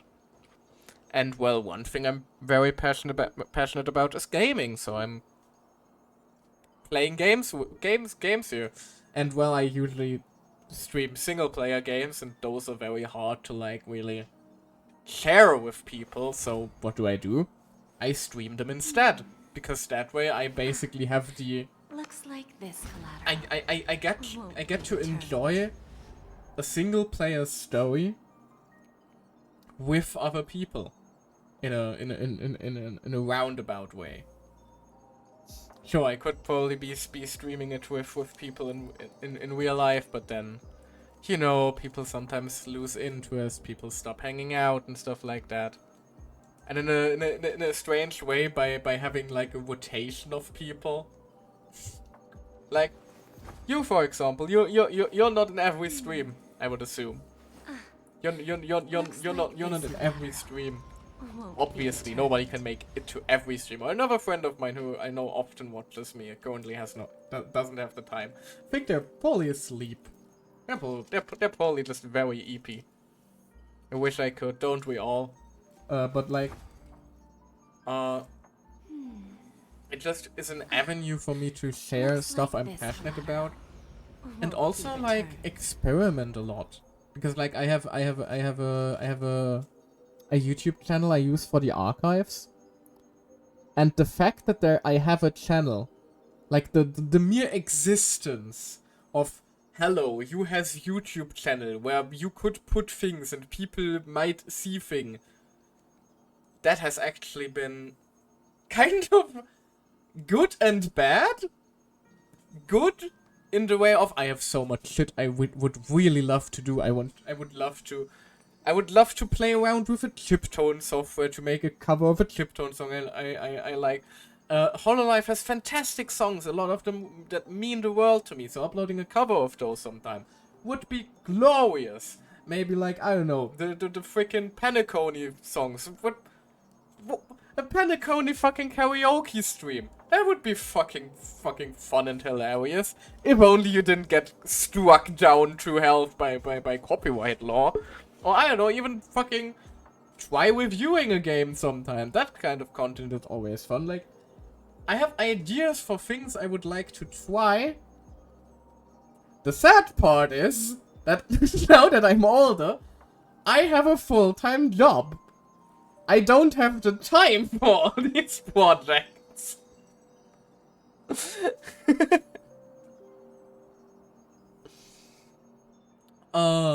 Like, I have so many ideas, but I don't have any fucking time. Which is a tragic side effect, I suppose. Been loving your vibes so far and wanted to ask if you're interested in joining the gamer community I'm currently also a part of. We're a chill community that all supported of a game and just be a safe place for people to talk and chill. That sounds delightful. By all means, if you would like. It's always vibes, isn't it? Yeah, yeah. By all means, if you have like a Discord or something, feel free to like DM me or anything like that, or whisper it to me. If you can, I would like that. I would love to invite you. Well, that's very sweet of you. Thank you very much. I'm glad you're having such such a good time here. Oh. Hold on. I think I should be able. Like this shit makes me realize how fish out of water I am. Because like if you didn't notice, I talked a lot about like being on YouTube and shit like that. We ain't on YouTube. We aren't on YouTube. I'm actually giving like Twitch a shot.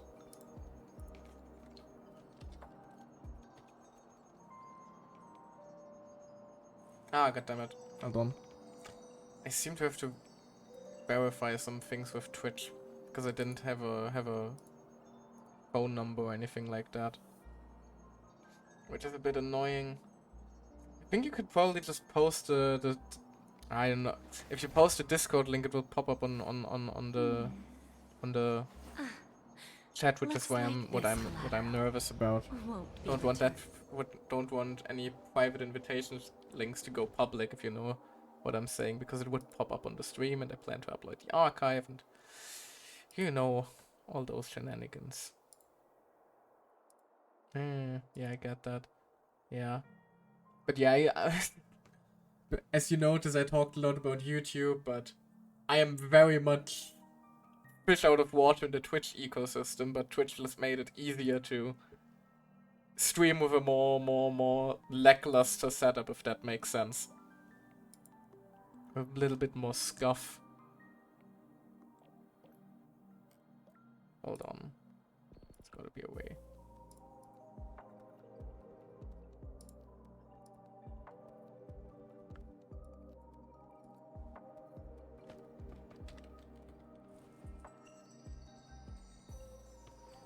I'll be right back, hold on. I'll take a quick bathroom break while I figure this out, alright? Give me just a moment.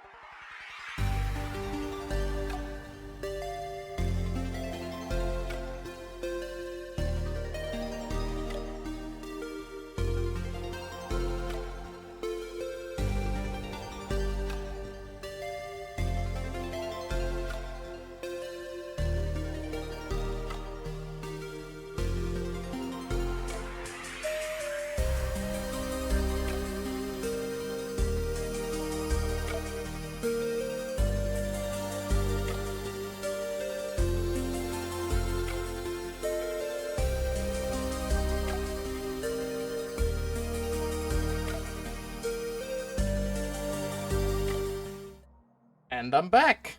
There we go. Oh, balls have been successfully emptied. And I mean because P is stored in the balls and not because of the view. You know. Anyway. Looks like this collateral won't be returned. Oh, come on. Let me just...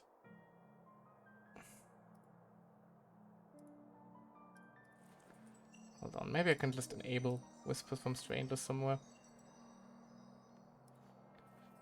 After all, I am still... We should do off cam, maybe. Oh god. Shush. I am still definitely small enough where I should be able to do that rather safely after all. Nee, nee, nee. Where do I even enable that though? Can just whisper. I tried, but for some reason it's not letting me. Which is which I'm very confused about. But it's also probably just a good idea to like enable my whispers for people in the future. Where do I do that?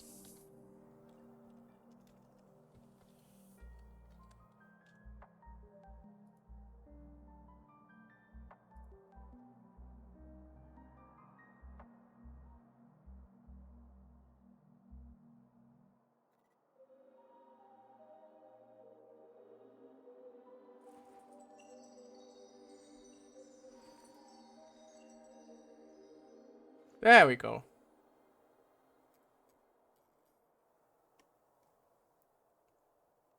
If I'm not mistaken, whispers should now be allowed.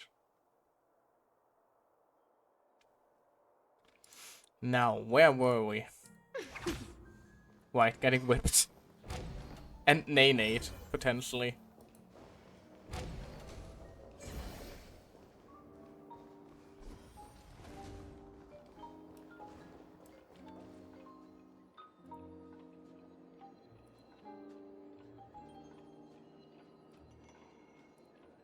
Just... God, I have so many tabs open now. Oh, I need a third screen to manage all this shit. Wait. Huh? Why is there a dream pool in the dream?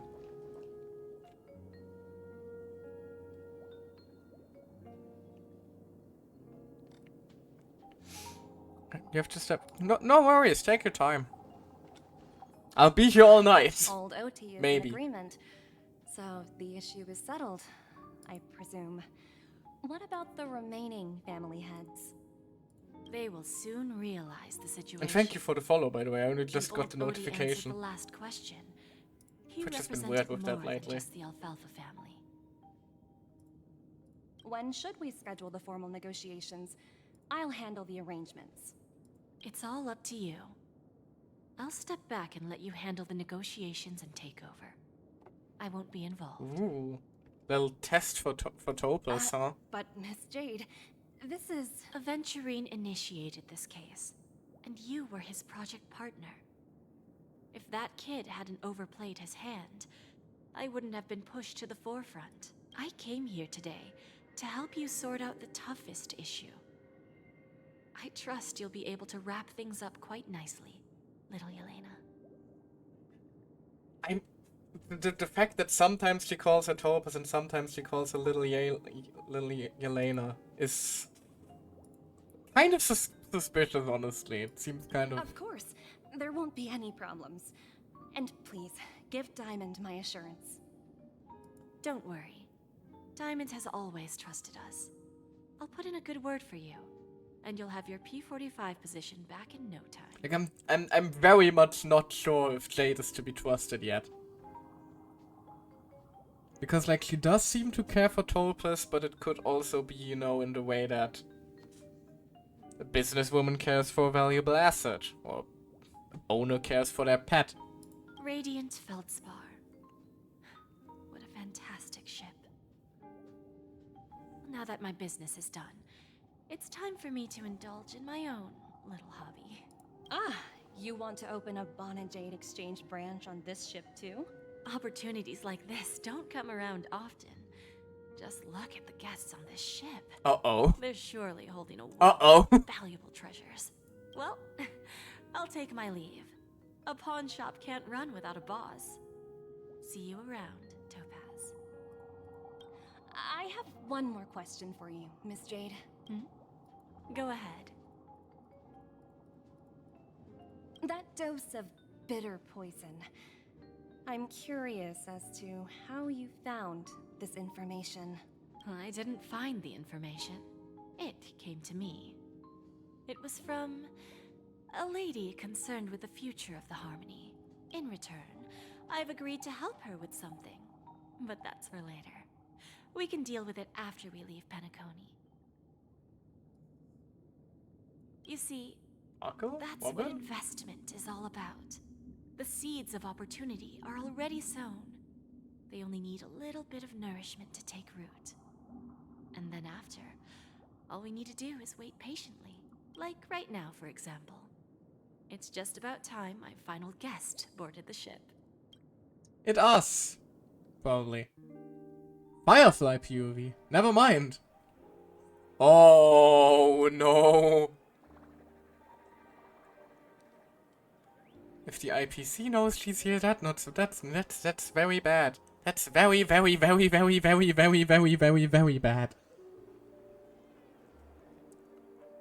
Fly baby, you should probably Sneaking in leave. was way easier than I thought.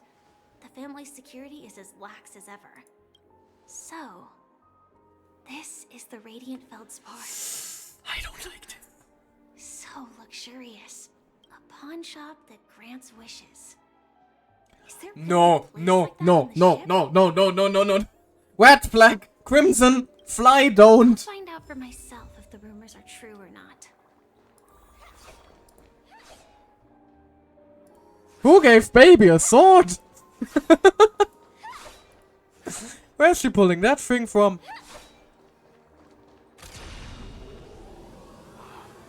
Holy shit.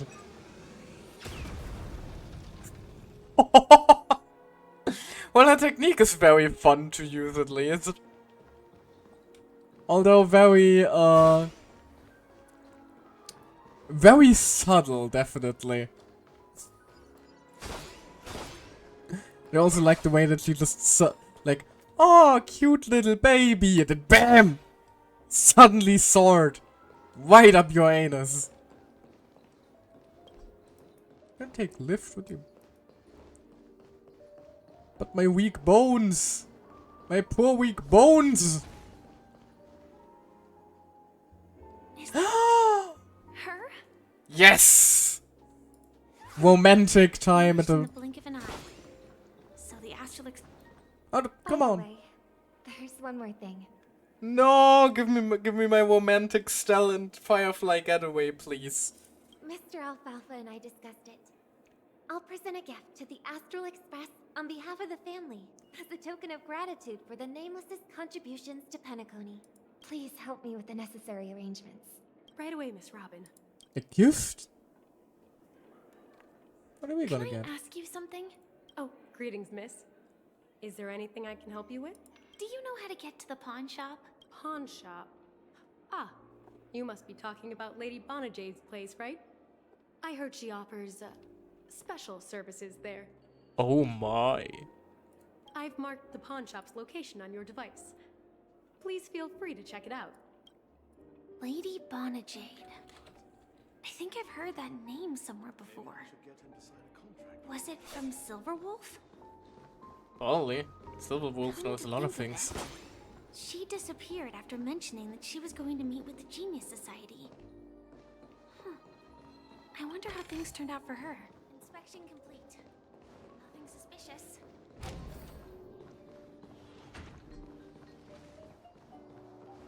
I mean, I would assume that Silverwolf is just gonna be working on the simulated universe as well. If I had to guess. Seems like something that would be interesting enough for her to pursue. The power of infinite gaming.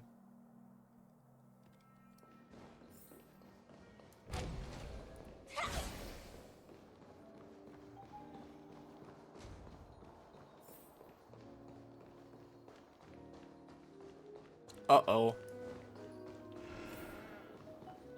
Oh, hey, there's actually one of these guys here. I'm saving you for later. Welcome to Bonacade Exchange, Radiant Feldspar branch. Firefly, this is not a good idea! How should I address you, dear lady?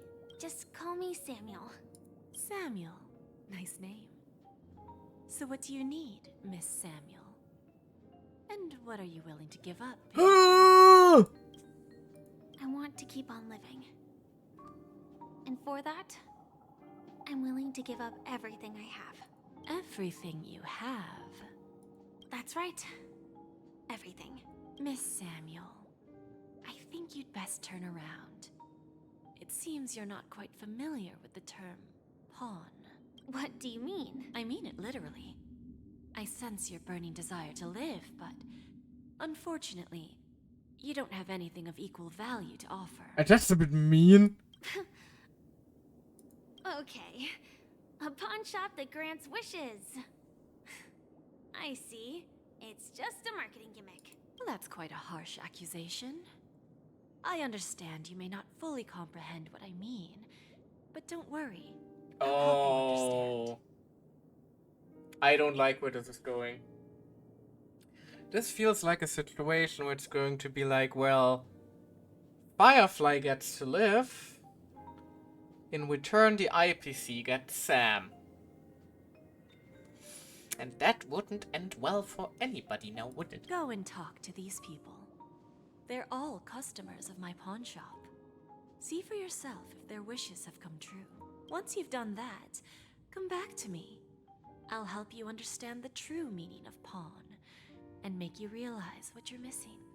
The double meaning here is also very interesting. That Lady Bonajade feels more like a moneylender rather than the owner of a pawn shop. Is that what she is? Well, I've got nothing but... Which one should I pop? 1, 2, 3, 4, 5. Sun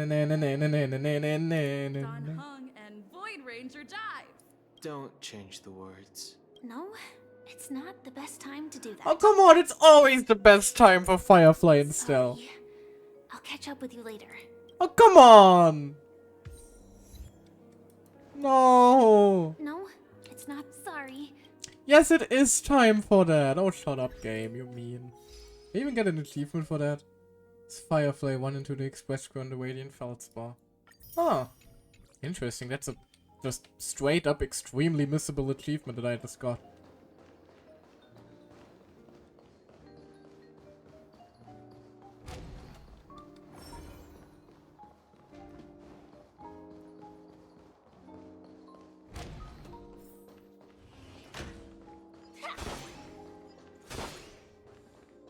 Pop. Got it. Ooh, chest. Yoink. Also gambling.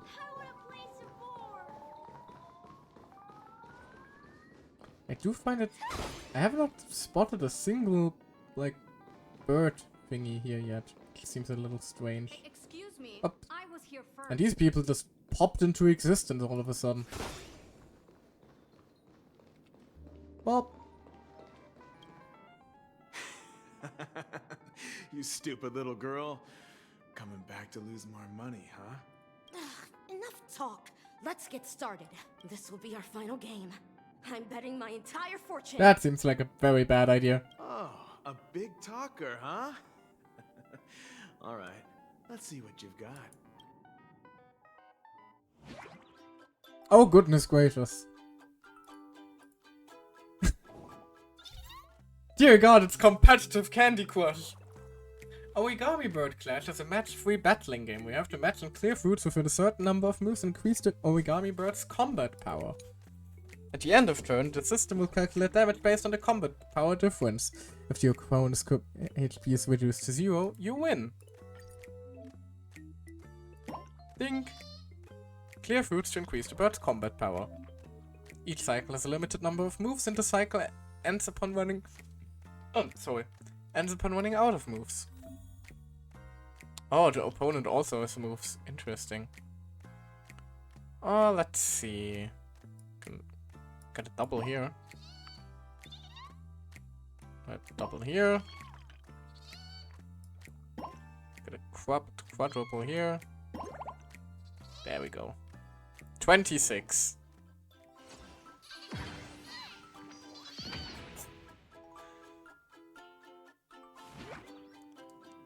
How is this possible?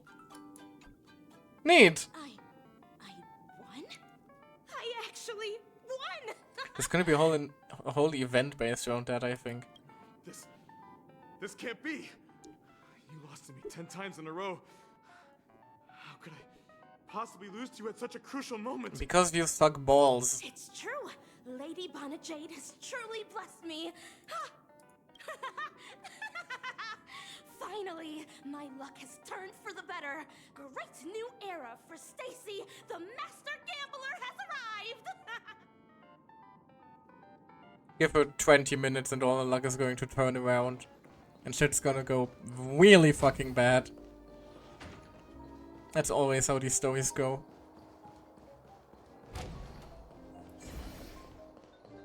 Ah yes, the subtle loading screen.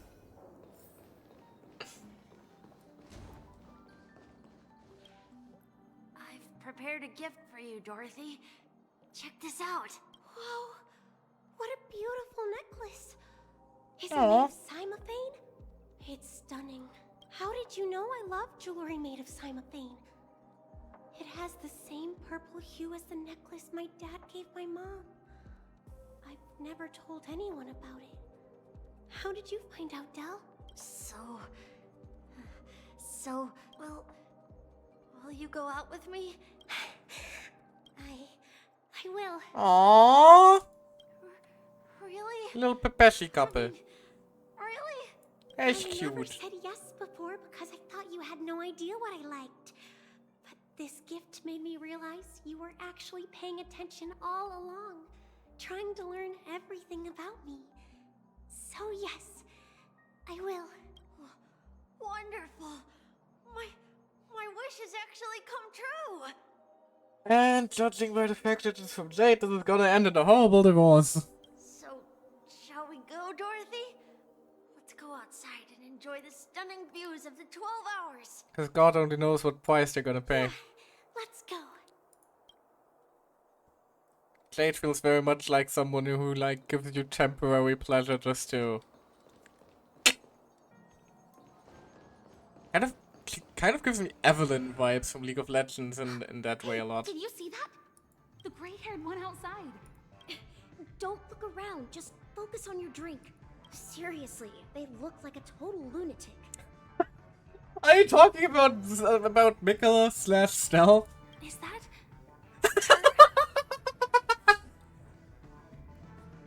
Honey, you know what you're doing!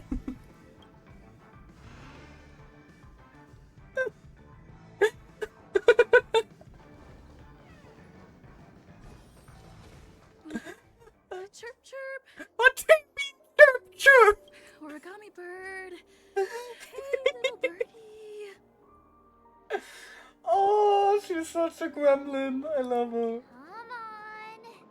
Calm down already. Everyone's staring at you. No, it's not the best time to do that. What do you mean? It's the perfect time. I'll catch up with you later. Oh, I love seeing like the crazy shit that the Trailblazer constantly does from like an outsider's perspective. That is so fucking funny.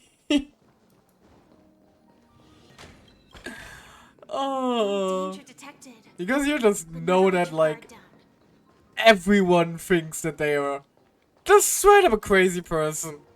But we're like, oh, it's a little silly space raccoon protagonist.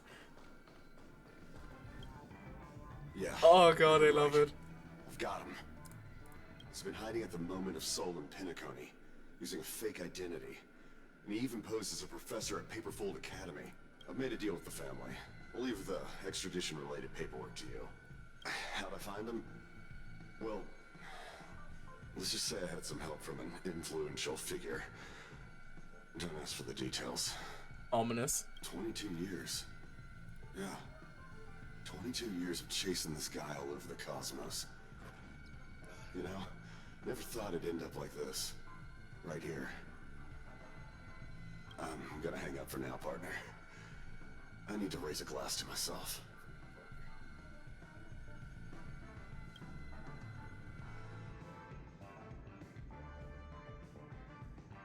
Walk hangs up on the phone and a drop of fuel seeped out from his deep metal-constructed eye sockets. Those were the tears of an intelligent one. All of their wishes actually did come true. Yeah, but did you check for the price? I just don't understand. How did she do it? And what does pawn really mean? I should go back and ask. Oh, yeah, it's probably the second meaning since they're putting such an emphasis on it.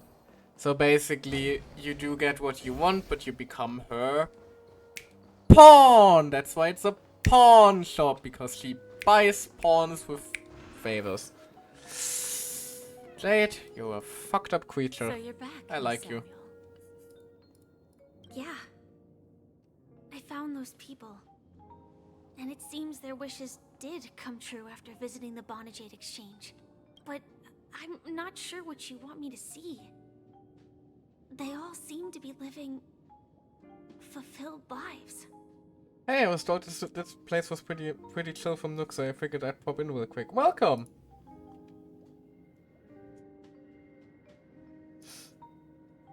Welcome to the stream. Oh, we're just currently enjoying the new Penacony update. Even though I'm very suspicious of Jade currently. Not so fast. And not liking the direction This this is step was heading. just to show you that the Bonajade Exchange is genuine. That I had the power to grant their wishes. And now, I'll tell you the price they paid. Dell was from a wealthy family. He was head over heels for Dorothy, and wanted to win her heart. So he made a deal with me. He put up his entire fortune in exchange for a gift that would impress Dorothy. It was a piece of cake for me, thanks to my IPC connections. However, Dell will soon find himself evicted from the dreamscape because he can't afford his room. Whether he can bounce back from poverty, well, that depends on him. Tried to play Honkai once, I don't know, I couldn't get into it. Yeah, that's fair. Especially the fact that it's turn-based seems to turn off a lot of people in my experience, but honestly, the story alone makes up for it.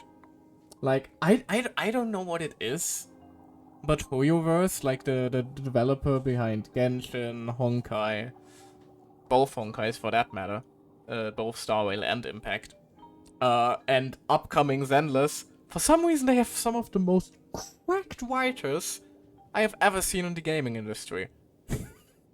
I don't know how the fuck they do that. Let's just hope that necklace will keep their relationship from crumbling. I doubt that, Then unfortunately. there's Stacy, a lady with a gambling addiction. She wanted some serious luck, but she had nothing to offer. So I took something else instead. I took away all her close relationships. Oh. Well, that's fucked up beyond relief. From the moment she stepped out of the Bonajade Exchange, every casino in the cosmos would remember her name. But her parents and siblings would sever ties with her. And it would be impossible for Stacy to make any real friends again. She will accrue a vast wealth due to her good luck, but she'll never be able to use it for the people who truly matter to her. That is extremely fucked up. Like, the other person will at least be able to, crawl their way back out of poverty, hopefully. That is just fucked up beyond As belief. for Detective Walker, he spent 2 decades chasing down a wanted criminal for some heinous crime. But he never caught the guy. In his desperation, he came to me. He offered his own memory system as collateral. In due time, his memories as a detective will be erased. And he How will do you completely do that? forget his own identity and all the sacrifices he has made. How the fuck do you just flick your fingers and people are not friends anymore? Or family, for that matter. And how the fuck do you just flick your fingers and this guy's memories are gone? What in the fuck? Thought you was gonna come back. Welcome back. Happy to still have you. Interesting, don't you think? Although I'm very concerned I about fulfill Firefly people's safety at the desires and moment. grant them favors, and soon they come back to me with even greater desires. When people see others' desires get fulfilled, they develop their own desires. It seems like an endless cycle, but it does have a goal. In the end, I will get what I desire from this whirlpool. How many times did you just use the fucking word desire in the span of 5 sentences? That word now lost all meaning. And patience happens to be one of my greatest strengths. Oh, So she knows. now, do you understand what you must give up, Miss Samuel? He fucking knows. Or should I address you as AR-26710, a remnant of Glamoth's iron cavalry? Oh, she knows a lot. She knows significantly more than she should. Oh, this is very bad. I'm not surprised. Me neither, but this doesn't make it better, Fly Sweetie. You are much calmer than I expected. Entropy loss syndrome. Truly an unjust misfortune, isn't it? The higher-ups in Glamoth implemented such a failsafe within the genes of their warriors, just to make sure the Republic's most powerful weapons wouldn't fall into the wrong hands. Oh, that is... As for the price, those iron cavalries weren't exactly seen as regular, independent humans. This is so fucked up. There wasn't really a price to be paid. However, you are different. You're now a Stellaron hunter, a living being named Firefly. Naturally, you want to continue your existence, but with the firmament front gone, the people who know the secret and can cure the disease are nowhere to be found. Are you suggesting that the IPC has a remedy? Well, there might be a silver lining. That's all I can say for now. Oh, you fucking bitch. I see. It's no wonder you said I can't provide anything of equal value. Because nothing I own holds any meaning. So, you're going to ask me to personally restrain my partners to ensure my own survival? Oh, they're going to make her trade all the Stellaron hunters. Unfortunately, that's not Or quite not. the case. Or worse, it's us. Partners. A nice way to put it. Now I'm even more curious about the Stellaron hunters. Each of you has your own identity and a special bond with each other.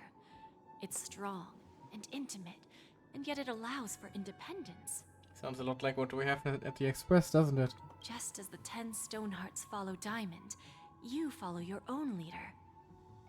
I wonder what they are like, and if all Stellaron hunters are like you.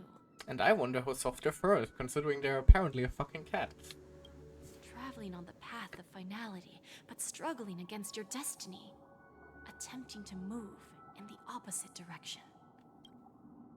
I really hope that one day, all of you will come and visit my pawn shop. Wait. I'll be waiting patiently for that day. So basically, what that implied is that Elio is at minimum probably a follower of the finality, if not an emanator, which was originally what we all thought Acheron was. Which explains a lot about the scripts and shit now that I think about it. Why didn't we think about that earlier? Oh my god, that makes so much sense. Of course Elio would be following the finality in some shape or form. That's how he knows everything that's gonna happen. That's how he fucking writes the scripts and why he's Destiny's slave.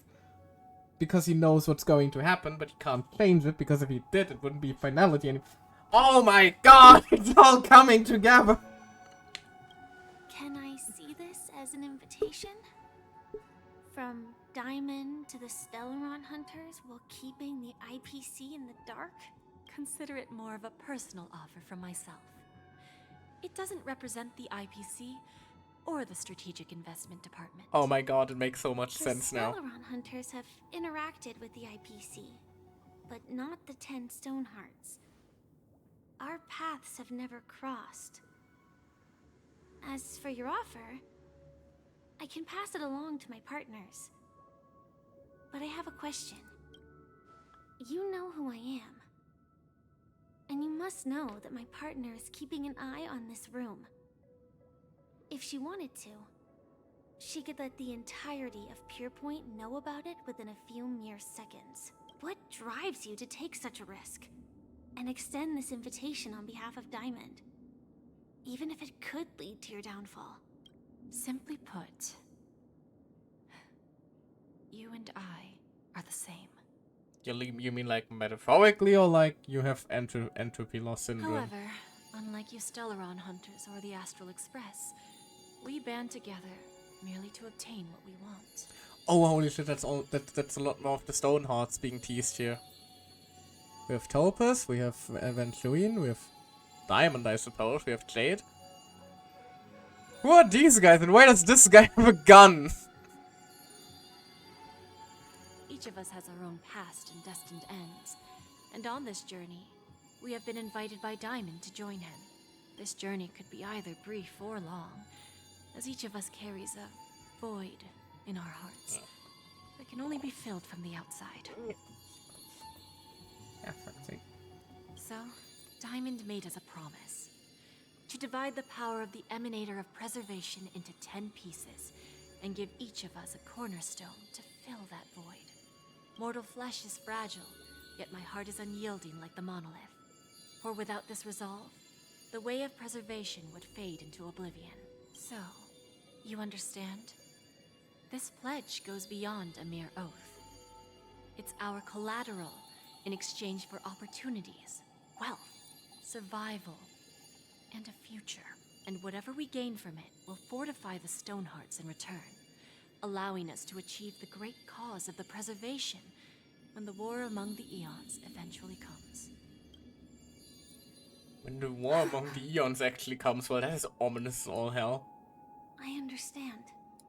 Take your time, child. You don't need to give me an immediate answer. Like I said, patience is one of my greatest strengths. If fate turns that page, our paths will cross again. It's a shame, though, that this pawn shop can't give me what I desire. My last attempt in Penacony. Well, it ends with hope. Aww. Lady Bonajade? I've come to deliver the collaterals promised. Turning to Trailblazers. Turns POV. out, the meeting to decide the future of Penacony went much smoother than expected. With little debate. Actual voice lines for the baby. The Charmony Festival's opening ceremony is starting soon. I should head down and take a look. Oh! This airship has quite a few treasures. A bountiful harvest. Whoops. This is not gonna go well. Probably half the ship is gonna explode if I had to guess. What the fuck is Brutal doing?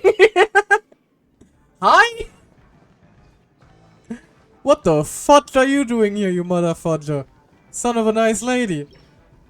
Remember, I can take you out with just one shot whenever I choose. Oh, I bet you $20 you would love to take some shots from you.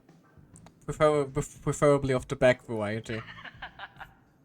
Oh, that'd be my honor. Don't worry, I hate cheating at the table. To be fair, you would be cheating on ratio.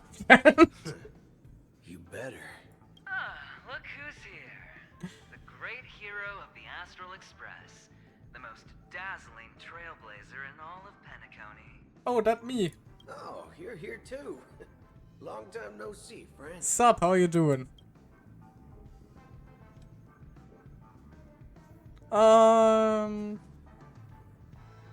Why are you on the IPC side now, cowboy? That is actually a very good question. Why isn't he, you know, fucking being executed or being hunted down by police? This fella is also tracking down that son of a gun.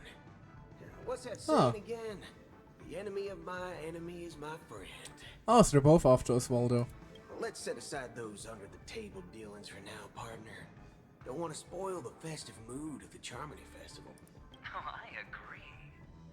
Now let's congratulate Miss Trailblazer. I hear the family intends to thank the crew at the Charmony Festival. It's a real pity I can't personally be there to witness this. Oh, really? Oh, you sure left in a hurry eventually, and I'd like to thank you for all your help in the battle, cowboy. You sure left in a hurry. My job was just to give the IPC an opening. Other things aside, I think I did a pretty good job at achieving this. Hold on. There we go. While you were at Dreamflux Reef, we were actually close by. We wouldn't have been able to dig up so much dirty information without the help of a knowledgeable friend. But that emanator didn't pull any punches. My body couldn't hold out too long. Otherwise, this would have been settled in a much cleaner manner. I'd like to thank you for all the help in the battle, cowboy. See ya, space cowboy. And punishing the wicked and eradicating evil is a top priority. Would have been strange if we sat it out. Making an entrance like that, us Galaxy Rangers are making a comeback. Reckon you'll meet quite a few followers of the hunt on your journey. Oh, you have no idea. Pass on my regards, will ya? My brother in Christ, you can literally summon the fucking followers of the hunt with the power of, I don't know, the weird abacus thingy magic that Dawnhung has. Forget it. I'm not one to beat around the bush. I've got a score to settle with a high-ranking executive fella named Oswaldo Schneider. And this flamboyant fella here can help me find him. The feud between the Marketing Development Department and the Strategic Investment Department is well known across the cosmos. But what I didn't expect was the involvement of the Galaxy Rangers in this feud. So you're telling me you're just gonna, like, point the wanted criminal in the direction of what is still, technically speaking, your co-worker? Looks like things are about to get spicy. That's certainly a way to put that's certainly it's potentially words that you can use for murder. Hope you have fun at the festival anyway. Try not to shoot anyone. Also hope you enjoy yourself, great hero of Penacony. I'll pass. But I do hope you guys have fun. If you don't mind, let's play a few rounds next time. No, thank you. I like you more now, but I'm still very suspicious of you eventually. It's time to let down our hair and enjoy ourselves on days like this. I hope you can enjoy yourself to the fullest, oh great hero of Penacony. Cheers. What other guest? Oh god. It's his boyfriend. Hello. Ah, yes. I remember you. Your performance at Herta's space station. Why? We didn't actually meet him. Adequate, I suppose. We didn't actually meet him in the Trailblazer hasn't met Ratio since the fucking bug incident. Now that I think about it, because it was all in Aventurine's POV. Huh. How you been, man? No wonder that gambler likes you so much. Didn't know you were here too. Can I please get your autograph, Dr. No, do you? Didn't know you were here too. The Intelligentsia Guild assigned me to be an invigilator for the IPC's ambassadors. Nothing more than an errand from the Office of Academic Affairs. What the fuck is an invigilator? Someone who watches examination candidates to prevent cheating. Huh, interesting. Very well. The Charmony Festival is about to commence soon. Take advantage of this unique opportunity. A blend of work and play is essential for superior knowledge absorption. How do you rate Aventurine? The executives of the IPC and the Guild say that we are strategic partners. Yet, from my perspective, I am invariably the teacher, and he, along with you and every other individual, is the student. From this perspective, Aventurine isn't what you'd call an ideal student. Yet, he's also not utterly obtuse. Alas, the void within him can never be filled by talent and knowledge. Let's hope he doesn't turn into a philosophical zombie. The fuck is philosophical zombie supposed to be?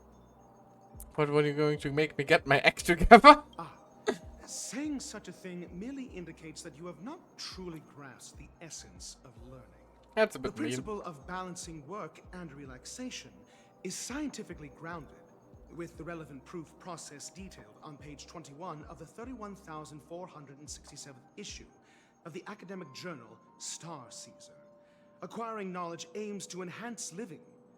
Don't invert priorities like those dolts at the guild. Huh. Whoa. Sorry.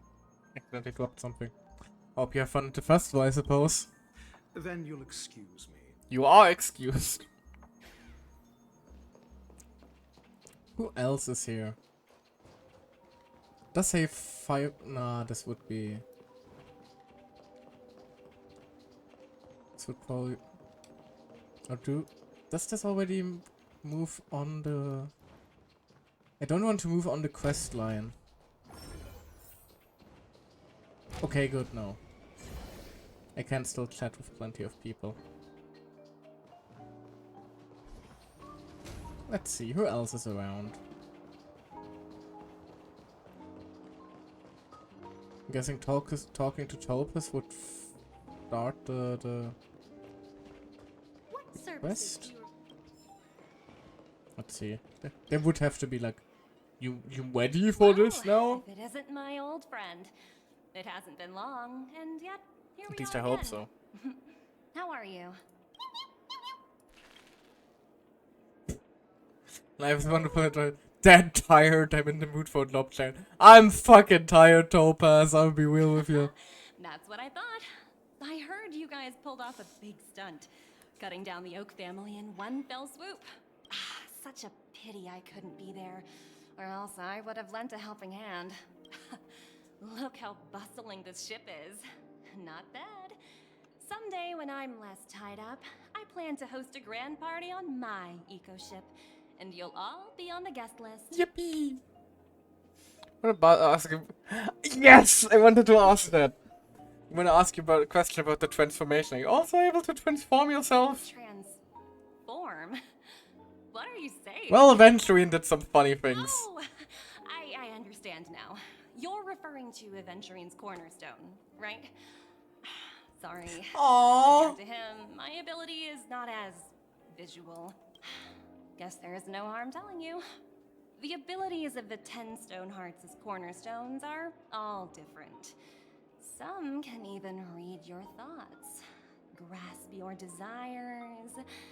So, be careful. What does yours do then? Now that I think about it, it was good that Branya got there when she did in Bellabog. If she came any later, we probably wouldn't have ended up as friends.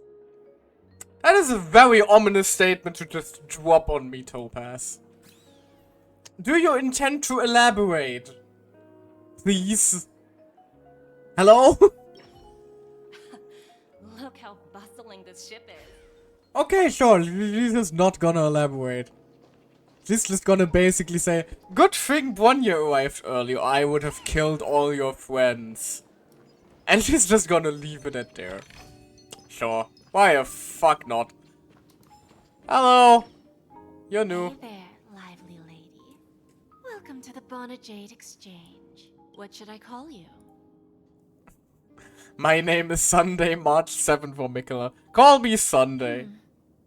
Not a bad name. Just lacking in virtue. So, Ain't that the truth? Miss Sunday. What you got voice lines for that? And what are you willing to sacrifice for it? Make Nanook bow down to me. I want to be the CEO of the IPC. Revive Akivili. I'm surprised there's not a trash can option for a change. Revive Akivili, I guess? Oh, this is your wish.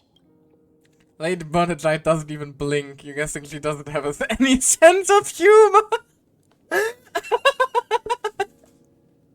Sounds simple enough. Very pragmatic. Let's discuss the cost. Ma'am, no. No way, is the end game already? I wouldn't be too worried. To fulfill this wish, the thing I need is simple. The tail of an animal. What animal? Well, It's a two-legged animal with black fur No! and long ears. It's omnivorous and is prone to mood swings. Most importantly, it has mastered the human language and can communicate. Bring its tail to me as collateral, and your dreams will come true. Wait. What does she mean by we can revive Archivilli by giving up the tail of Pom Pom? Well, I guess all the Pom Pom is secretly what remains of Archivilli theories just got confirmed casually here at the site. Or not. It seems that Lady Bonnet is not without a sense of humor. You have to admit her skill in using dark humor is superior to yours. Or is it? Hopefully there's no! No! May fate bring us together again, Miss Trailblazer. No! You can't just cut off Pom Pom's head. What the fuck, man? May fate bring us together again. Oh, I don't like that. Please don't. Do not. Whoops. I did not get to read what I hope I didn't just stumble into the end here. Okay, no, doesn't look like it. No, I tweet. Bird chirping. Could use the telescope. What is happening? Hold on. The scenery through the telescope is vast. So vast it evokes some delusions in you. Floating among the clouds for too long would physically make one in the clouds, which isn't necessarily a good thing. After admiring it for too long, you start to feel dizzy. Maybe a change of angle. You could just stop looking altogether if you decide to. Look to the right. The telescopic lens focal length reaches its maximum after continuously zooming in and out. You squint and look at the ship's empennage, suddenly realizing that it is truly eye-catching, even high up in the sky. It's a pity that it's a plain design. You can paint something on it. A crew member might not know about that. Whistle Collie. Coolly. Continue whistling. Hello! You hear the sound of wings flapping. I'm calling for me? Do you know me? Stay safe when you're flying. I'll fly over to rest when I'm tired. Thank you for your concern. Tweet! Then if there's nothing else, I'll be off. Tweet. You don't have to keep talking to me. I don't know what to say. I should be heading back. Goodbye! Tweet! We finally found a birdie. I was wondering where they all went. Little Burby. Numby, for the love of fuck, stay here! Where are you going, little man? There we go. Hard work pays off.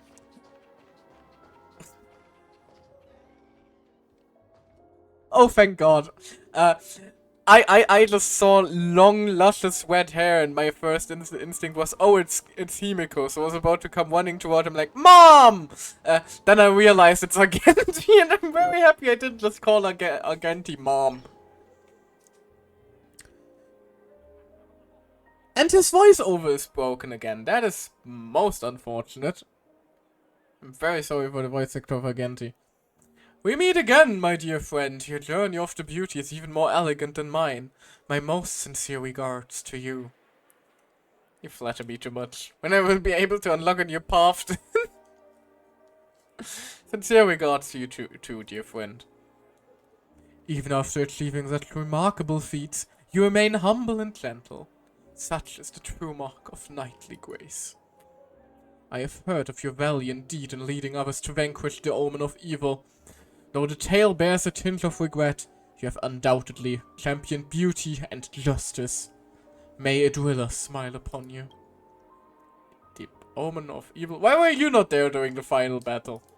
You kick ass, man. Where were you? I'm ashamed to admit, Anna's dream was too realistic. I couldn't bear to bid farewell to a fallen friend, who had long turned into a beast.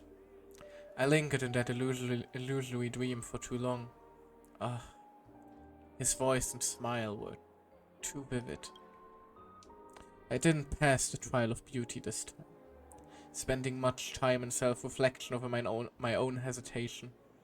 Yet I wished for Idrilla to remain my beacon, a banner for me to strengthen my determination for the beauty. And the omen of evil? If an admirer of the beauty gets lost in the pursuit of power, they risk descending into the omen of evil, a form which is neither human nor beast.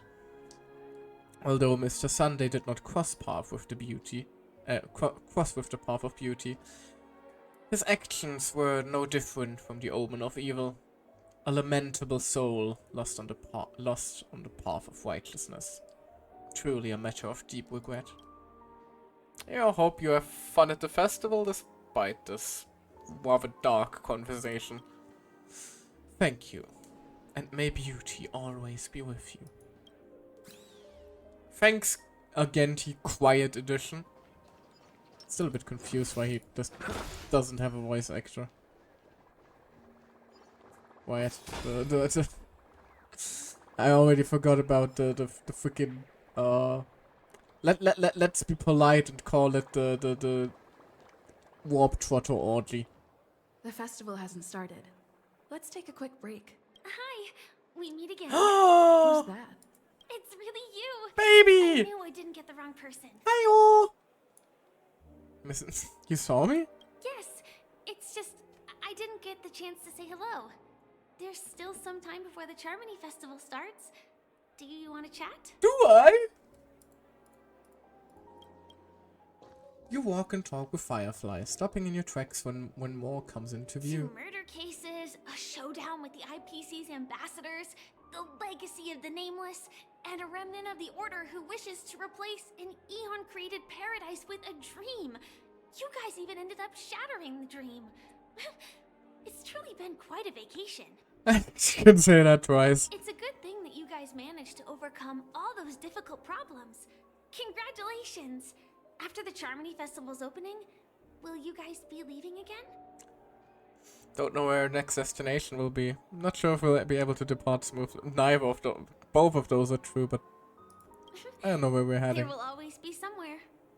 After all, you guys are on the path of the Trailblaze. Actually, now that I think about it, there haven't been any hints about where we would be going next yet, I believe.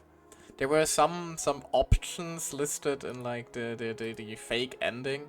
Before joining the Stellar Hunters, Not sure if that can count. Elio told me that this journey will tell me how to live on. That's all he said.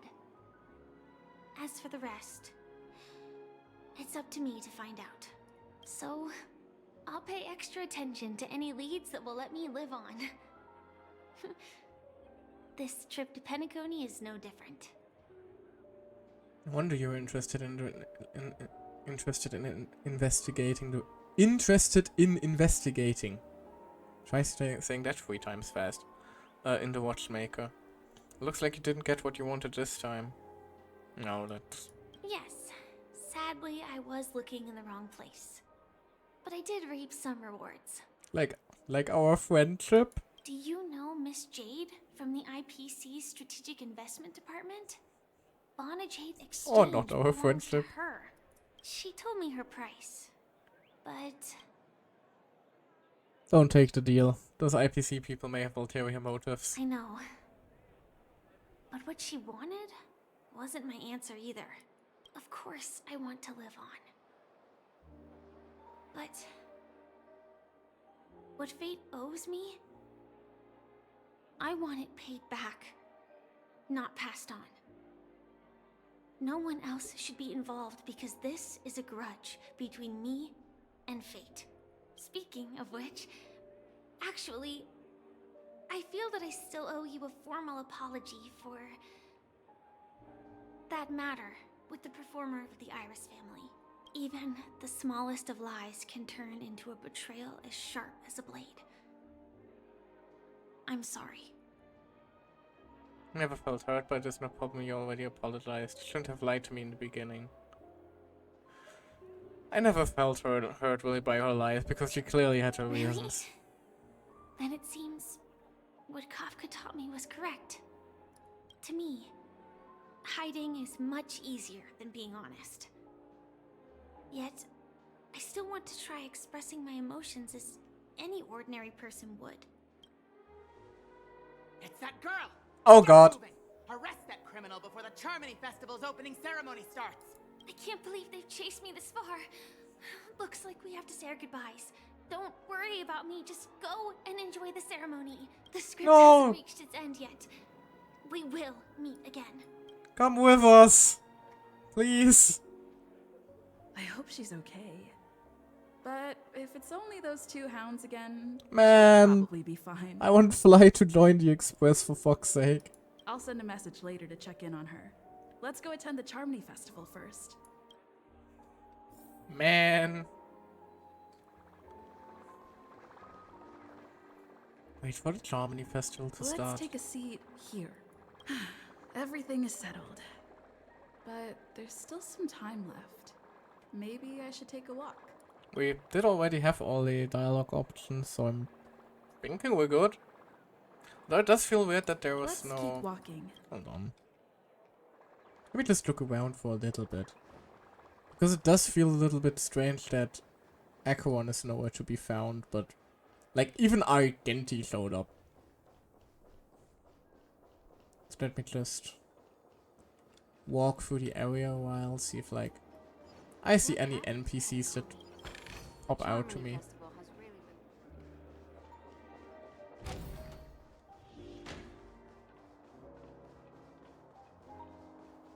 Because she would be lost, so she wouldn't be appearing on any map, right? At least that's my theory.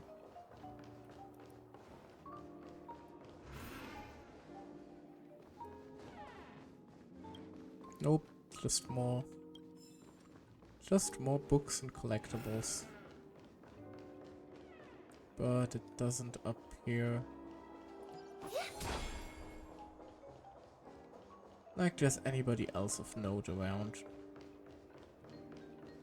Unfortunate.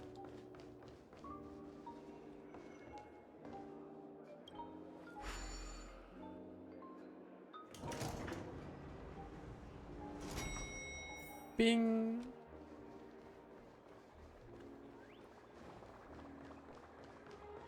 Let's take a seat here. Everything is... This festival better be worth walking it. around already.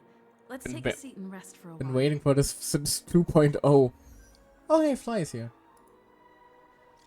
It's me, Firefly. I'm got it all hand. Don't worry, I didn't do anything rash. I've just hidden myself away. It's a pity I won't be able to see Miss Robin perform. Aw, the little fly emojis. Huh? Looks like I don't have to worry about her. Let's wait for the opening ceremony to start. Mikla, I know you're pretty badass yourself, but Girly Pop literally has a giant robot. I'm pretty sure that, like, at all times, she is pretty safe. All things considered. It's Miss Robin! Hey, Miss Robin! Hey, over here, Miss Robin! Miss Robin! Miss Robin! Glory to the family! Miss Robin! Glory to the family! Glory to the family! I'm your biggest fan, Miss Robin! Dear God, it's the average VTuber convention. Also, who are shouting "Marry me, Miss Robin"? Distinguished guests, fellow family members, ladies, gentlemen, and friends from all over the cosmos. It's a pleasure to join you all in celebrating the grandest ceremony of the Amber Era, the Charmony Festival. Firstly, on behalf of the Penacony family's 5 major lineages, and on behalf of myself, I'd like to extend a warm welcome to all our guests.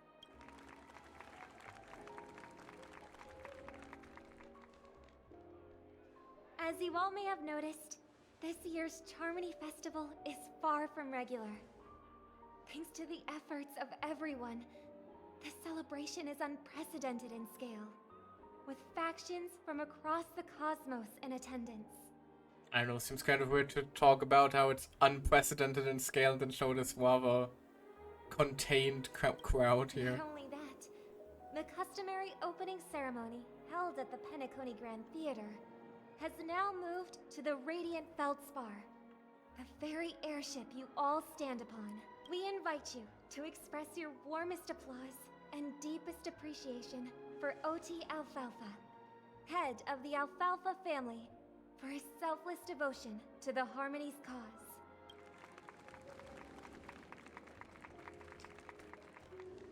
What makes this festival so uniquely significant? As is widely known, the Radiant Feldspar had to halt its voyage due to an anomaly in the Sweet Dream, sparking widespread discussion in the 12 Hours. Thanks to the hard work of Penacony's internal and external factions, we've finally gotten the Dreamscape back on track, just in time for the Charmony Festival.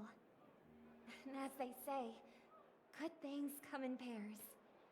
The Charmony Festival not only celebrates this achievement, but also marks the relaunch of the Radiant Feldspar. And finally, the last reason. Does everyone remember the Watchmaker?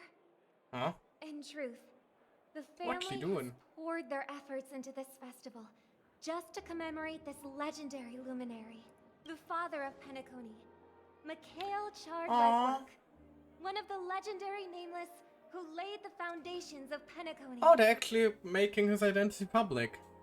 Oh well, she is. I hope she doesn't get into trouble for this.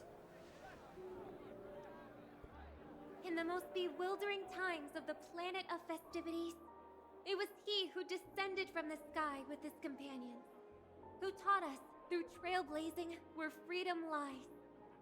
It was also they who led the vanguard in the pioneering of the Dreamscape, in exchange for what is now known as the Paradise of Harmony.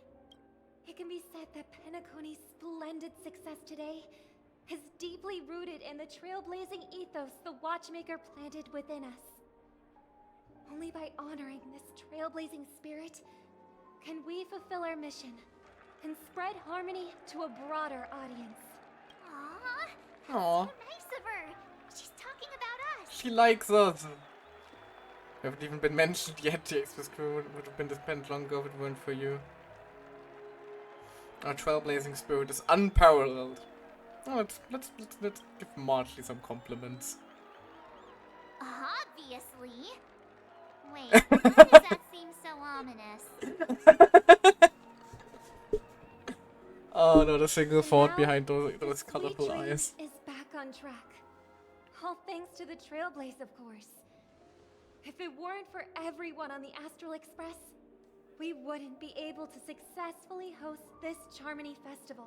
Thus, with unanimous consent from the 5 major lineages, Penacony's family, on behalf of all family members throughout the cosmos, offer a token of appreciation to the Nameless. Do we get a kiss on the cheek from Robin? Oh, I wonder if it's gonna be a big one. We will transfer ownership of the Radiant Feldspar to Holy! the Astral Express. A meager appreciation that we hope you will accept with grace. Holy, we got a giant fucking airship! Let us gift our applause and cheers to these brave and dauntless Nameless. The fuck? I mean, neat! Now we have a place for Well to take a vacation.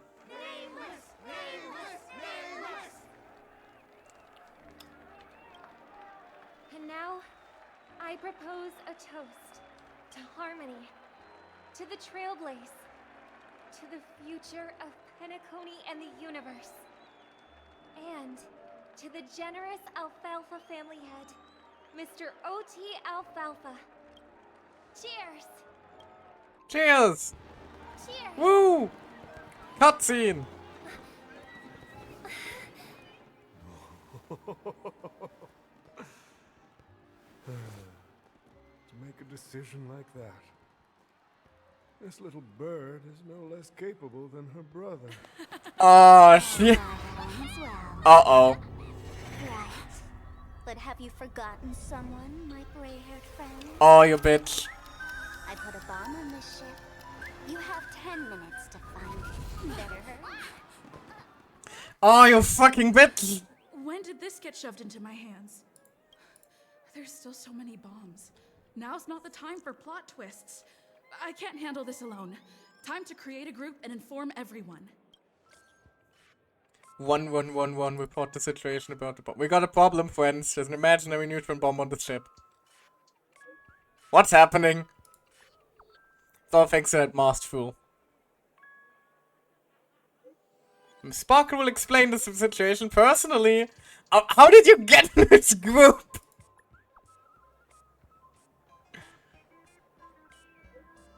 That's Miss Sparkle for you. She doesn't need an invite. Alright, down to business. You fucking asshole. Is everyone flabbergasted yet? Weren't Miss Sparkle's buttons all confiscated already? Why is the bomb timer still active? Actually, all credit goes to our brave hounds. Oh god. Give me a second. What the frick is on this? Actually, all credit goes to our brave hounds. Thanks to their meticulous efforts in gathering the buttons, Miss Sparkle was able to press all of them one by one. Miss Sparkle certainly worked her finger to the bone, pressing through a whopping 100,000 buttons. She spent a whole 58 system hours on it. What the frick is wrong with you? Don't be crass, my silver cowboy. Nah, I'm with Brutal on this one. Your appreciation is received. Of course, this was still down to Miss Sparkle's luck. I don't know why, but there were a total of 537 esteemed dream chasers who volunteered to have... God damn it.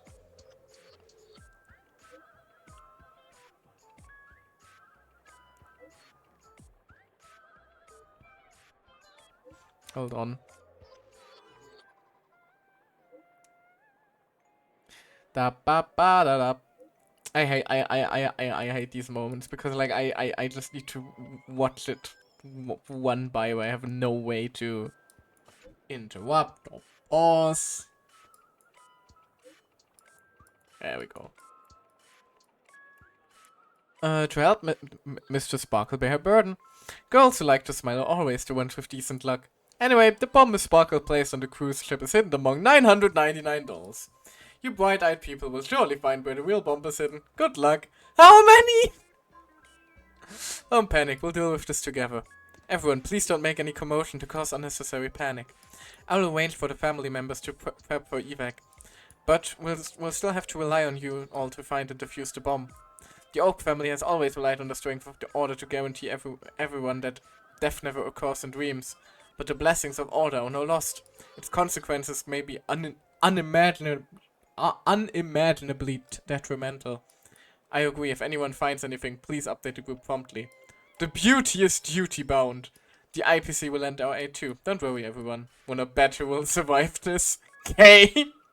Let's fucking go! Well, at least Brutal is excited. Let's start following the plan. Delightful. Find the find the bombs based on Miss Sparkle's maps. Oh well, this is gonna. Hello. You finally arrived, oh great gray-haired little one. I'm the constable around these parts, and right now I'm posing as a bomb. Sparkle, what the fuck? Bombs are playable characters now. I'm now the bomb demon then. Satisfied? Bomb Devil doll. What did the chainsaw man? It's my turn to complete my mission. Next, I'll count down from 5 and then explode. 5, 4, 1. Where's 3? Did I miss a number? Oh, so it is. No matter though. I've never learned how to count before. I mean, Bomb Demon Doll has never learned how to count. I'm not even a real bomb. Was it Oh, thank God. shocking? Horrifying? No? Really? Fine. That's too bad then. You really ought to learn how to win it all over. The constable doll finally falls silent. You open it up, more like tear it apart, though that sounds cool, and uncover its true nature. A mere toy equipped with a remote speaker. Oh god fucking damn it, Sparkle, I hate you sometimes. There's progress with the bomb situation. I've got good news and bad news. Which one would you like first? The bad news?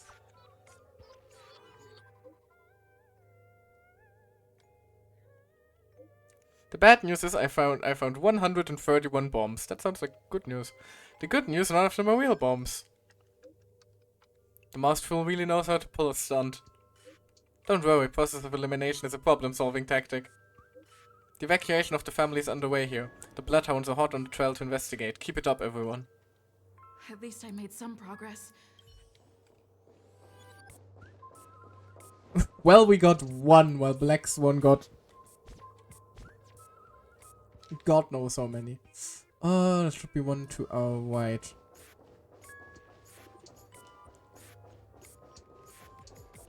Nope, that is a bird. There's a bomb. Hello. This Firmer doll is a Sparkle lookalike. According to the book Compilation of Sparkle Vocabulary in Modern Contemporary Times, the term Firmer was first coined in 205 Amber Era on the Sparkle planet. In the Sparkle star system, its original meaning is fluffy. Nowadays, the inhabitants of Sparkle Planet often use Firmer, specifically to refer to plush dolls. The fuck? In other words, word Firmer doll translates to fluffy doll. It may sound peculiar, but considering its Sparkle origin actually makes a lot of sense. The Firmer doll is staring right at you. Can you dismantle your bomb? The Firmer doll continues to stare right at you. Continue to stare back. The Firmer doll's eyes never blink. Honestly, if they did, it would be quite unsettling. Anyway, it's just an ordinary plush toy. Can you really expect it to utter a single word? If you don't speak, then your silence equates to consent. Snell, no! That is not how that works. Must be pointed out that this doll has no suspicious features at all. It exudes from within an hour befitting of a Firmer doll. Not that of an imaginary neutron bomb. Which means there's no need to bother it anymore. It makes both you and the doll appear rather pitiful. It's best to promptly put an end to this farce.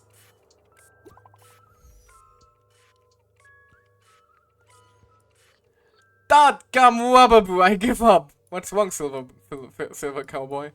I found 270 talking dolls. And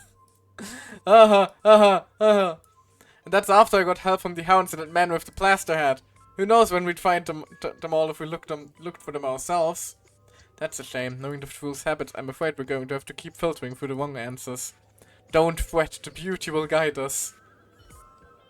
And once again, I got 3 dolls currently.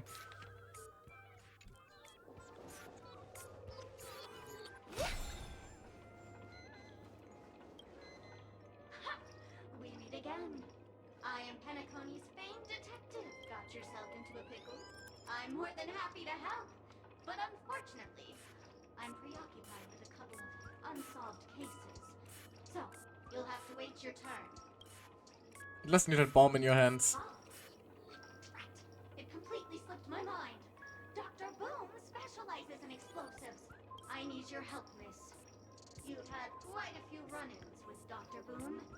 And with the recent bomb situation, you're bound to find evidence that proves Dr. Boom is the killer. The first case is the Soulglad factory arson case. We found a hammer, a doll, and half a liter of unidentified fluid at the scene of the crime. Our forensics results showed us a red herring. Do we really have time to have a conversation with every single one of these dolls currently? Is the Blue Hour auction robbery. A gang of masked thugs broke in, stole a fragment of the Astral Express, and left behind a large hammer, a doll, and a half-dead red herring at the scene. Those are all the Apparently we do. The way I see it, there must be a link between these two cases that will be the key to exposing Dr. Boom. I trust in your deduction. I have a hammer? Wrong answer. The hammer? Oh, gray hair. It's been so long, but you haven't changed at all. I'm sorely disappointed. Sorry? But, seeing as you put in so much effort, I'll throw you a bone. The bomb's not here. This is only a prank I've craftily set up. Hurry, time's running out. You'd better find that real bomb quickly. Sparkle's voice faded, leaving behind the doll's body buzzing with white noise. It seems the pitiful doll was transformed into a megaphone by Sparkle.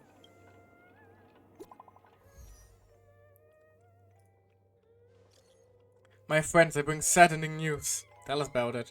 This trial of beauty is especially dangerous. I found 145 adorable dolls, but I thought they were the fool's bombs. Is this really not a trial of elation or something? No matter what, please be patient, everyone. I have a feeling that as long as our virtuous patience can persuade a driller with sincere conviction, even the most difficult of problems will be resolved. Mr. Argenti is right, everyone. Don't let your guard down. Right. I'm not planning to let my guard down. Like, I'm not exactly a bomb defusal expert either.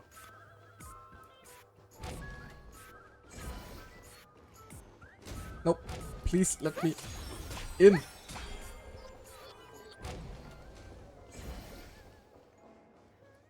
Hello, you little shit. Hello, lovely actor. You can call me the director doll. I often use this name in film credits. I can already see that the bombs we're going to find are going to add up to like 998. If you didn't know, I'm the one who directed the entire farce in Penacony. As the leading lady of the show, what did you think? Although I have to admit the head bobbing is kind of hypnotic. It kind of makes you want to bob along. Well, actually, due to the current plot requirements, you're only allowed to say one line. So please try and resist the urge to share your thoughts. Right now I just want to defuse the bomb and advance the plot, so you're the one who made Sunday a villain. What about the action scene where everyone had to escape the family? What happened to Robin's journey of uncovering the truth?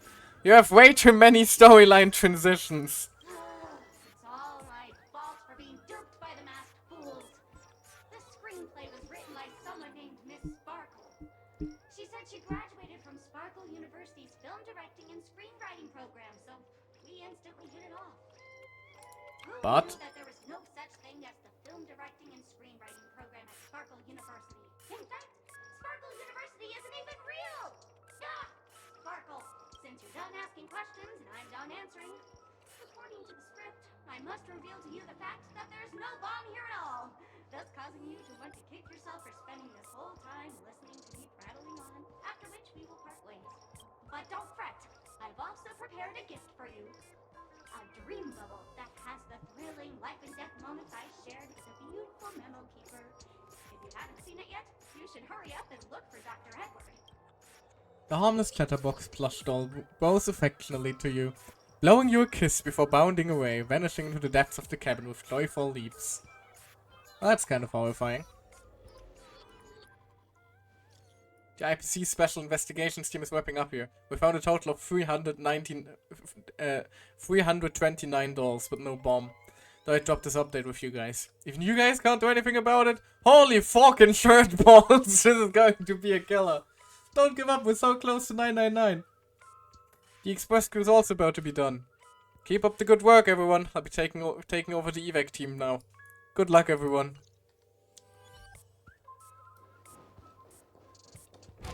Whoops, wrong direction. Last one should be right in the... Oh, it's going to be sealed inside the fucking cabin, isn't it? Yep. But we can also just real quickly... Yoink! Captain's orders, hard to port, full speed ahead. Go, go, go! All hands on deck, tweet. You got Firefly in 60 rolls. Oh, lucky bastard. Do you even know who's captain here? Tweet, tweet. I've always dreamed of being captain. I'm totally captain material. Tweet. I forgot to recruit crew members. Tweet, tweet. A captain without a ship. How embarrassing. And here I was so excited. Oh no, I can feel my cheeks burning. I'm going to bury my head underneath my wings for a while. Just pretend now if that happened. And don't tell the other birds. Off they go. Now, you little shit. Hello, I'm a bomb. There's still some time before I explode, so you can take a look around first. I'm here to defuse you. Defuse? No problem. Executing self-defusing programs. This won't take long. Now playing Never Give Up, Never Surrender by the trending No! from the Epsilon 12 system. No! They got me. Oh, hang on. I got rickrolled by a bomb. To this song. We can't play it here. Oh, thank God. How about this? I'll recite it for you. No! Please enjoy a recital of Never Give Up, Never Don't rickroll me! Oh, god damn it.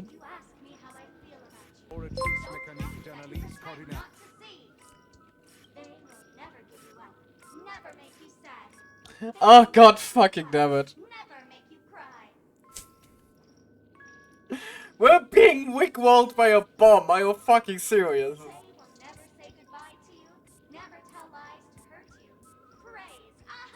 No. After an almost tearful exclamation of praise aha comes to pass, all that's left in the doll's mouth is that lingering echo of an irritating cassette tape. Turns out it wasn't a bomb after all, but a vintage tape recorder. Oh, you bitch. Good news, we found the remaining $172. But they're also just dolls. What's going on? That guy pulling a fast one on us. Long time no see, everyone! Here's Sparkle! Miss Sparkle is delighted that everyone is busying themselves over her. And so she had me deliver a message. Why are you here again? Did Dad lead you to the group? That's Miss Sparkle for you. She doesn't need an invite. Alright, enough jokes. Miss Sparkle says this message is super important, so listen up. There are actually $1,000 on the Radiant Feldspar. And there we go. God damn it. And now we wait until the dialogue is finished so I can scroll up.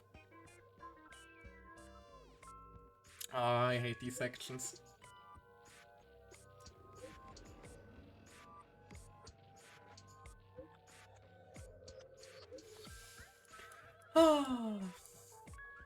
There we go. So we'll give you... To reward everyone's effort, Miss Sparkle has decided to be magnanimous. She will give the coordinates of the final doll with the bomb to everyone. This time I've allotted to everyone... the time I've allotted to everyone far exceeds 10 minutes, but let's try to hurry up. Something's major's going down if you're slowpokes. At Robin, I'm sure you don't want everyone to know that the family's protection over Penacony has been rendered useless, do you? Hurry up and move out, world-saving heroes. Everyone, don't be misdirected by her appalling prank. We'll gather the coordinates. When we catch her, we'll definitely teach her a lesson she won't soon forget. Not much time left. Well, time to fucking run. God, I hate Sparkle sometimes.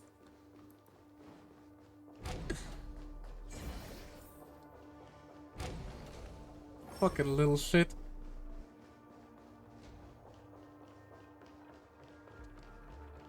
Whoops. Wait a step. Hello, human. We meet again. I never thought I'd see you here. I'm currently on this luxury cruise ship enjoying Penacony's consumer-friendly sugar-coated cannonballs. What about you? Are you just seeing the sights? Have we met somewhere? If you've been to the Xianzhou Lafu, it's likely we've met. I'm a heliobus, originally from the Lafu's Fixtural Garden. I'm passionate about researching Xianzhou subcultures, but I've slowly come to realize that Xianzhou subcultures also have their limits. Is Sparkle a heliobus? I forgot what happened. But anyway, I ended up in Penacony. I wanted to study a subculture that is completely different from the Xianzhou's. And boy, it's really been an eye-opening experience. That is, if I had eyes, I've come to realize the people here don't treat subcultures as actual culture. They call them memes. Yes, meme, that's it. They even have forms. I'm good friends with a meme with sharp teeth and claws. It's very interested in the Xianzhou Videodera culture. I gave it a Xianzhou name, and it was delighted.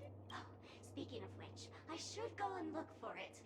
Mimi the monster has an explosive temper, and it's never been very patient.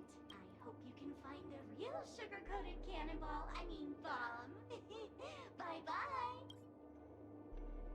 Is that the revelation here? That Sparkle is a fucking heliobus? That's how she keeps popping up whenever she's not supposed to? Is that a Firefly?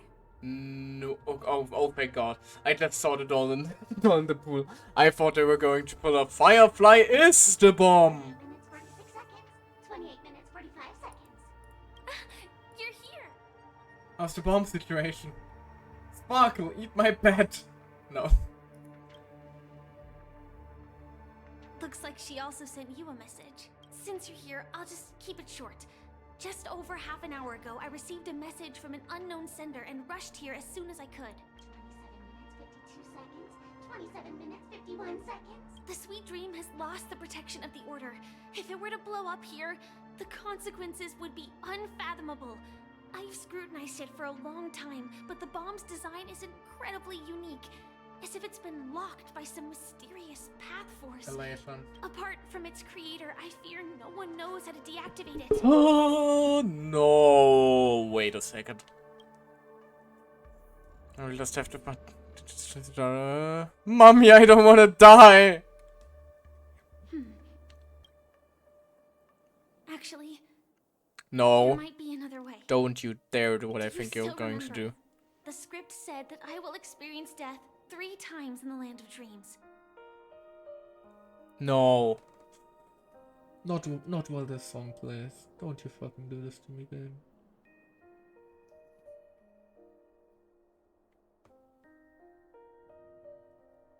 I think this moment heralds the 3rd time. Like I said earlier, now is not the time for plot twists.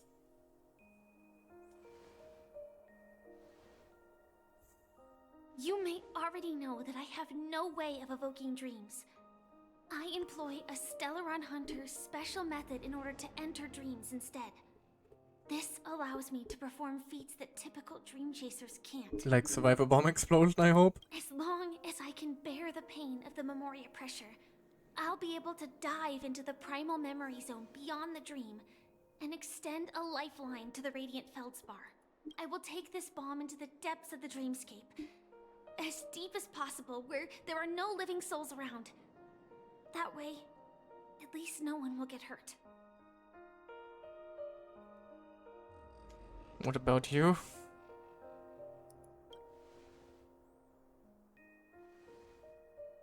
Don't worry. I believe that this Firefly armor will be enough to take me to where I need to go before the countdown ends.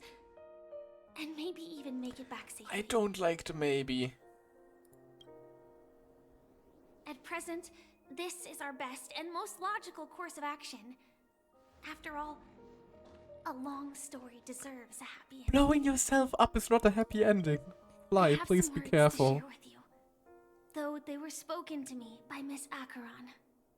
She said that the so-called impossible is merely something that is yet to happen. At the moment, there are so many things that seem impossible. But are they really never going to happen? Maybe it's just that the moment to disprove these impossibilities hasn't arrived yet. Whether it be a literal ending, suffering akin to death, or a harrowing deathscape. Before the appointed destination arrives, they are all the same. Yet I can still make myriad choices. I also firmly believe that when that moment arrives for us to make a choice, the answer to our end will already be within our hearts. It is not destiny that shapes us, but we who shape destiny. The Astral Express and the Stellaron Hunters are like light and shadow. We walk on different paths, intertwined, moving forward and growing together.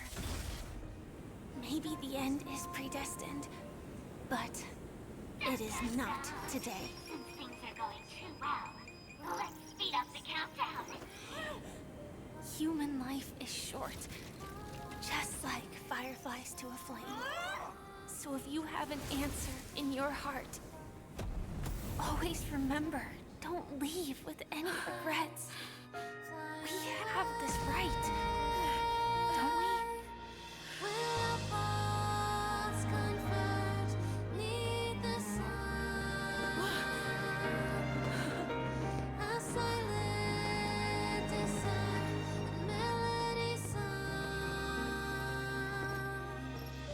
Since you care so much about other people's safety, why don't you go take a closer look?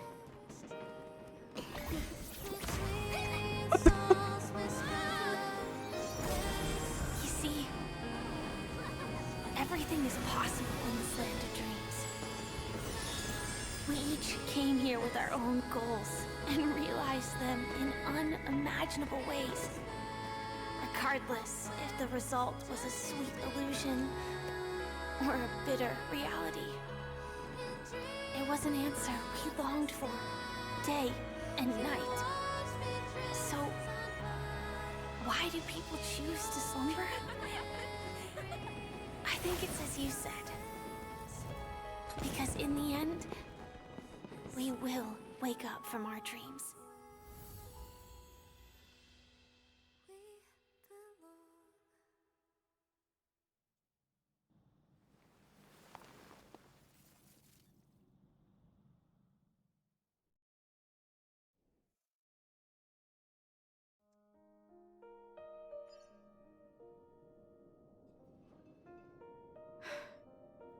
When I arrived, I happened to see a child holding it.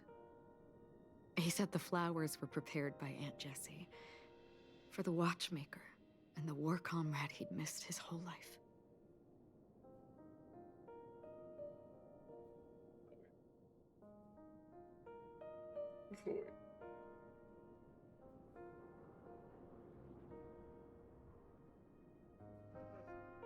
I knew they were gonna hit us with that fucking song.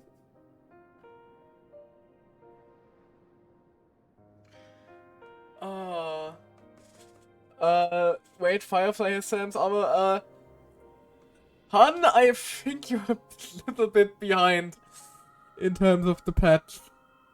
That was revealed in the last patch. 2 patches ago, actually. I am behind a lot. Yes, you are. I'm afraid you should. With all due respect, you should probably dip for a while. Like you're just getting spoiled here. Like, as much as I appreciate any viewers, don't spoil yourself here for my sake. You don't even know why I'm currently bawling my eyes out. You must be so confused, you poor thing. I'm sorry. Oh, man.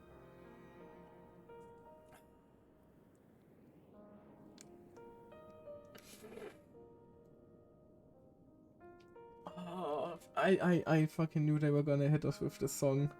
I thought I would be ready, but no, I'm clearly not. But hey, great revelation. Sparkle is just a very, very aggressive Firefly and Trailblaze shipper. Kind of based, honestly, I suppose.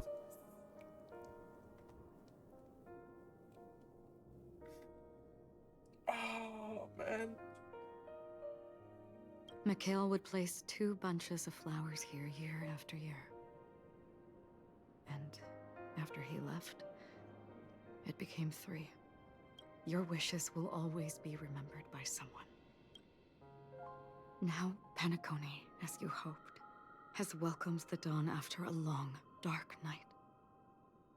The path forward may not be a bed of roses, but at least people are prepared to step forth towards freedom.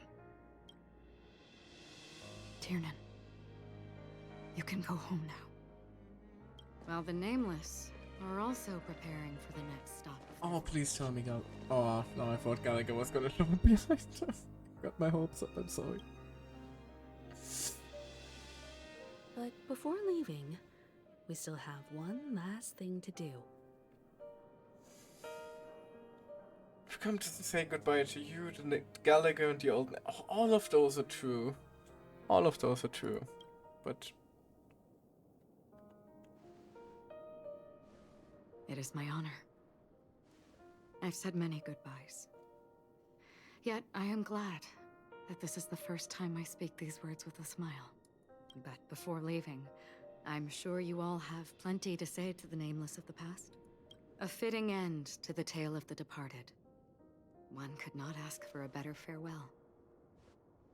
Go on. They're all here.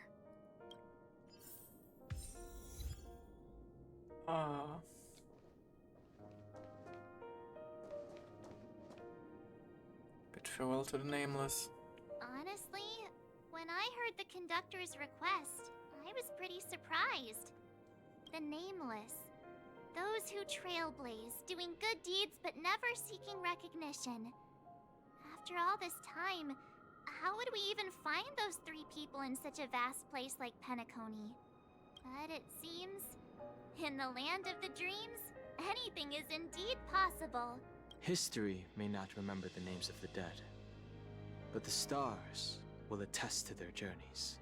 The first glimmer of light in the prolonged night often illuminates little, as it is fleeting and the darkness too vast. But because of this, people will remember. As long as something shines in the night sky, then when the first star falls, countless more will follow, streaking across the horizon. A toast. Brooklyn Tiernan, Rosalina, Jay, and Estella. We raise a toast to you, trailblazers of the Silver Rail. A toast to history that no longer remains silent. The passionate and courageous pursuit, and a voyage that traverses the stars. Gallagher, let's pour one out for you too. That statue. It wasn't here last time. It's probably what the history fictionologist uses as a base. Looks like this is the last riddle that Mr. Gallagher left for us. In the end, we still failed to figure out his true identity, or if he was even a living person. What should I say?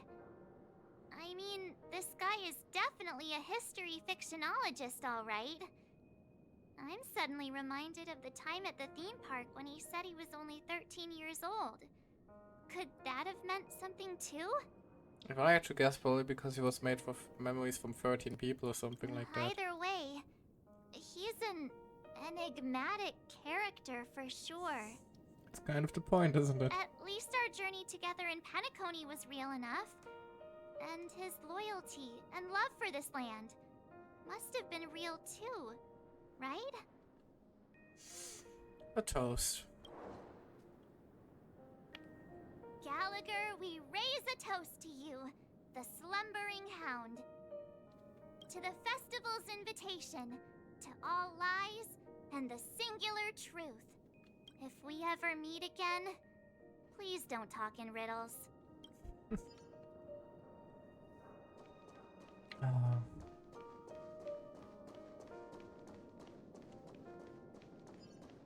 One left. Man who started it all.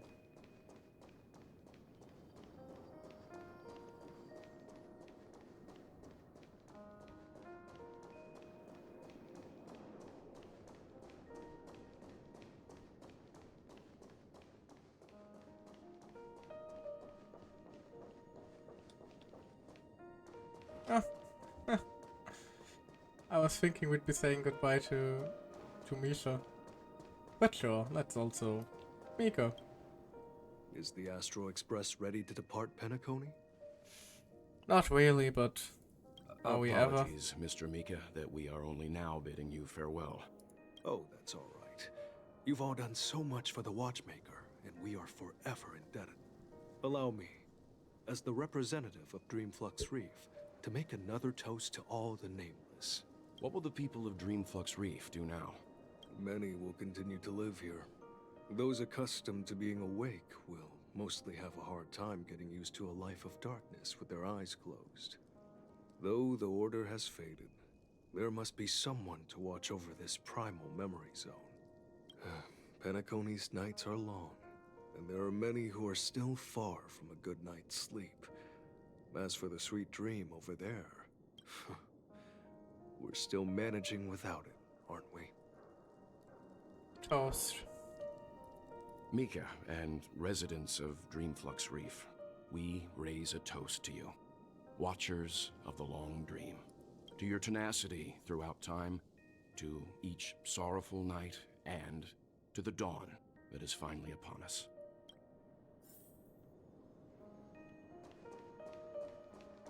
There it is. Hey, the little Misha. In the end, we still came full circle. This trailblazing expedition started from the moment you and a bellboy ran into each other. After going on a journey of many twists and turns, they still ended up where they started, just like a clock's hands that turn round and round. The start and end of each day will always land on 12 o'clock. The advent of time moving forward. There shouldn't be much left to say. This entire adventure started because of you, and should naturally end with you. And then, a new page will be turned. Toast. Mikhail Char Legwork, we raise a toast to you, watchmaker of the land of the dreams, nameless of the Astral Express, to Penacony's past, present, future, and the child's unwavering dream unto death. With that, our duty as nameless should be complete, right? The trailblaze can illuminate the way. But ultimately, the future of a world belongs to those who live in it. I still feel that Mr. Mikhail must have really wanted to witness this day himself. What's on your mind, March? Just a strange feeling. I had it a few stops ago, but it's super strong this time. Why not talk about it? Maybe everyone's thinking the same thing. I can't help but think that whether it's Mr. Mikhail, Mr. Tiernan, or Madame Rosalina, their lives must have been long, and they must have experienced plenty of stories. They were also young once, stumbling and bumbling around just like us, getting into scraps and mischief, that sort of stuff. Companions, enemies, journeys, adventures, all the sad and happy memories. The everyday that we're used to, they've lived through them too. But those things are all in the past. Time will wash away everything away, try to the present one day. Our stories will also be part of the past. You also no, this is not the time for jokes. I know, but the thing that I can't get out of my mind is the present. It'll be easier to understand if I use an analogy. Like when you're reading a book. If one of its characters keeps running into obstacles and experiences an ending full of regrets, we're bound to feel a bit mixed about it, right? Could understand, but it will mix too. No matter what, that's very hard to accept. You won't be affected as long as you don't live vicariously through them. Now let's go with that one. Because we've seen every nook and cranny of their lives, we see these people as special. So, even if there are parts of it that aren't really realistic nor logical, we still hope that their story gets a good ending when it comes. But what if they and we aren't really that special? When Mr. Mikhail sat in this chair, waiting for the Astral Express to arrive every day, what was he thinking? And if, at the end of his life, he could still firmly say he had no regrets, then what is this regret we feel in our hearts right now? I think each and every one of us is searching for the answer to this very question. The universe is vast, and our lives are but specks. The trailblaze never ends. But against the backdrop of the cosmos, the average person's lifelong journey is merely a short stretch. But it is in this minuscule distance that paths cross and countless worlds connect. The universe may not remember every person who leaves a tie along the silver rail, but we will, as long as we remember their stories will never end. Can't even do commentary. I'm too choked And up, what I'm Mr. sorry. Mikhail has left for us is his answer to this very question. It may not be perfect, but it left a smile on this storied, jaded old Nameless's face at the end of his life, and its meaning will be interpreted by those who come after us. It's not the answer that's important, but what we can learn from others' answers, right? This is what trailblazing is. Sure. I'm really sorry for bringing down the vibe. Quick, Don Hung, tell us a dad joke to lighten the mood. You're asking Dan Hung for that, really? He just shakes his head. It's never a bad thing to reflect. One day we'll all have to face our own farewells. But before that, we still have a long way ahead of us together. So the most important thing right now is to tell the conductor what we saw in Penacony. We did keep Pom Pom waiting long enough, didn't we? Prepare ourselves for our next trailblazing destination. I should get back to the Express. Or maybe I could say my final goodbye to Acheron. No, we definitely should say goodbye to Acheron first. Although I'm a little upset that we didn't really see anything about Sunday, and well, Firefly and Trailblazer got some sort of happy ending together, I suppose.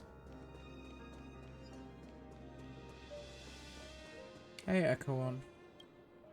Do you still remember when we first arrived in Penacony? Who would have thought our paths would cross in such a way? Will we meet again? Or have we met before? Ah. In that case, I must apologize for my rudeness. Oh, we're Kiana, aren't we? Do you remember when we first met? I once said you reminded me of an acquaintance. Because of the Self-Annihilator's curse, my memories are stripped away, blurring my past. And after our journey together, what I originally thought were familiar feelings were merely illusions. I believe this was truly our first meeting. And what if that wasn't an illusion? Oh, if this is our first meeting, we can consider our next meeting to be a reunion. What do you mean? It's improbable that you've crossed paths with my past self. What I mean is, there is nothing left to retrace there. Only nihility. I think I might have seen someone like you. I see. You've also had a similar experience? Then you should know that this me and your memory of me are not the same person. But oh, some things will never change. Long ago, I too was like you, with irreplaceable companions. We also embarked on journeys, making the best choices we could, whenever we could. Unfortunately, we didn't achieve the outcome we wanted. But moments like this make me feel like they never even left. In this universe, there exist countless worlds that are similar yet different, and countless people who are alike yet distinct.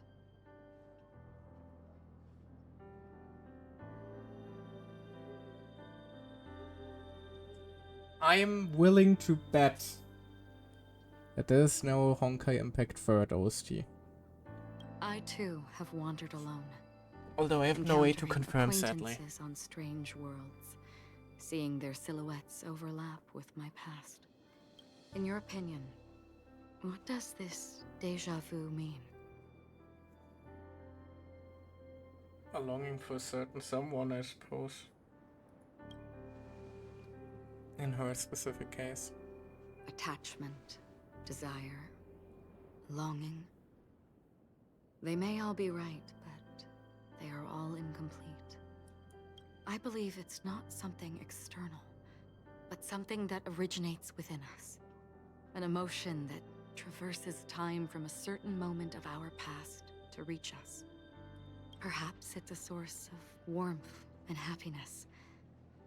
Or maybe it brings pain and sorrow. Each time we reminisce on our past, we always seem to notice a tiny but unforgettable instant that we left behind us, along with certain other things that remain constant throughout. That is a summary of our lives, encapsulating everything about us in these moments. Proof of our shared path. Within them, we glimpse our own essence, and thus, we truly exist. Just like everyone in this story, hurtling onwards along the path of destiny with passion and courage for the things that breathe meaning into their lives. Set forth on your voyage without hesitation, Nameless, on the path of the Trailblaze. Even if the ending has been predetermined, that's fine. There are countless things that humans cannot change. But before that, on the road towards the end, there are still many things that we can do. And because of this, the end will thus reveal a completely different meaning. This is the meaning of journey. All those things, beautiful before, are still so now. And I believe it will still bloom at the end of the nihility. Until we meet again beneath the sun's rays.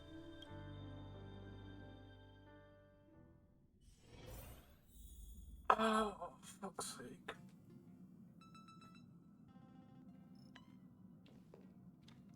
Give me a moment, please. Oh, man. I will be right back.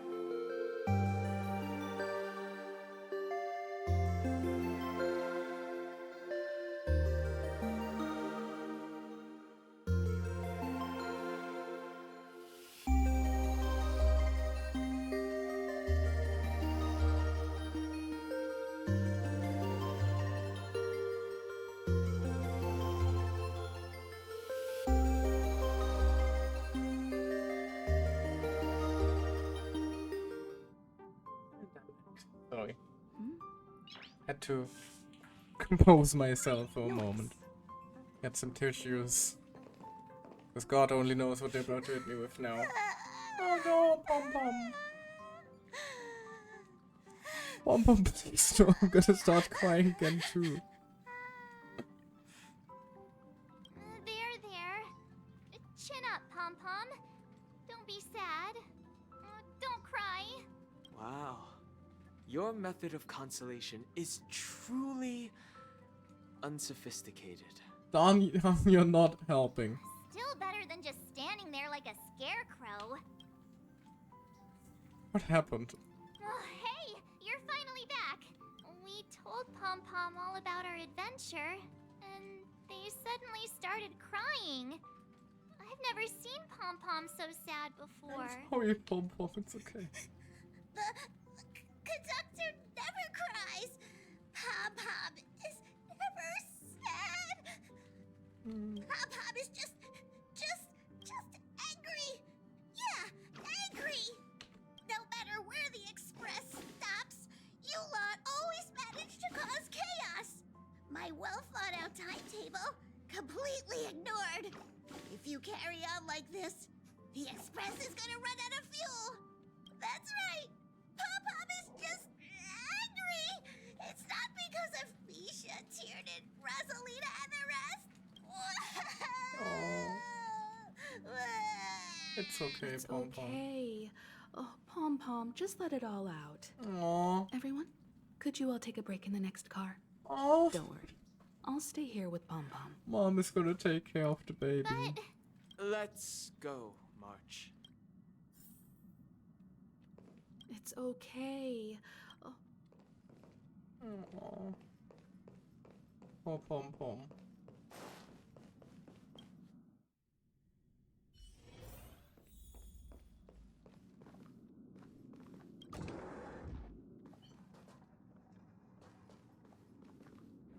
I never expected Pom Pom would be so distraught. They spent like most of their, like a good portion of their life with them. Of course they would be sad. Those three nameless must have meant a lot to Pom Pom. No one knows exactly when Pom Pom boarded the Express, but one can surmise that their journey has been filled with many hellos and goodbyes. Probably more than we can imagine. The fact that they're crying so hard is probably a good sign. It proves that Pom Pom's emotions haven't become dulled by the grind of time. They still deeply cherish every nameless who has boarded the Express and value every journey shared with them. Leave it to Himiko. When it comes to comforting, there's no one better on the Express. Pom Pom said we might run out of fuel. Well, they were a little emotional at the time, but I'm afraid that's not out of the question. Since you joined us, the Express has stayed longer than anticipated at every stop along the way. And to ensure that everyone always makes it back on board, Pom Pom has had no choice but to delay the warp jump schedule. I see. No wonder I can regularly hear Pom Pom pacing anxiously up and down the corridor. Turns out Pom Pom's been silently putting in a lot of work for us. So how do we repay the favor? Different from typical vehicles, the Astral Express converts every trailblaze into the energy it needs to run. Huh. Ideally, as long as trailblazing expeditions continue without interruption, the Express will receive a constant flow of energy, much like a perpetual motion machine. But because of our previous encounters, fuel is being used up much faster than expected. We can probably only pull off 2 more warp jumps at most. Only 2 more? Isn't that super risky? I don't want to become an ice cube floating around in space again. Like the emphasis on again.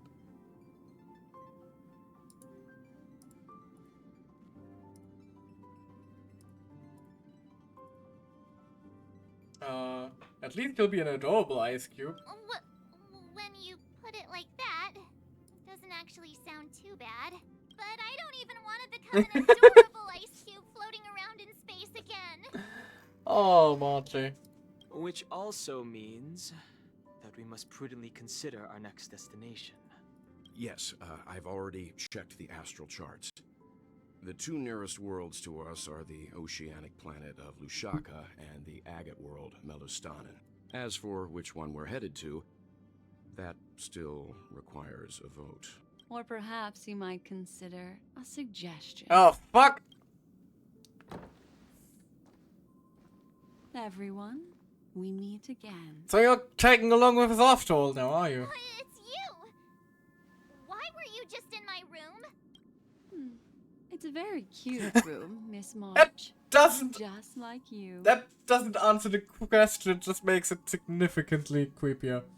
That yes, I knew we were missing someone. Do you really plan to tag along now? Keeper, let's put aside how you managed to sneak past everyone and board the Express for now. You mentioned a suggestion. I accidentally overheard how the Express obtains fuel. I just wanted to chat with everyone to see if we could work together. But now, it appears my suggestion could be the very lifeline that saves everyone. Please speak candidly.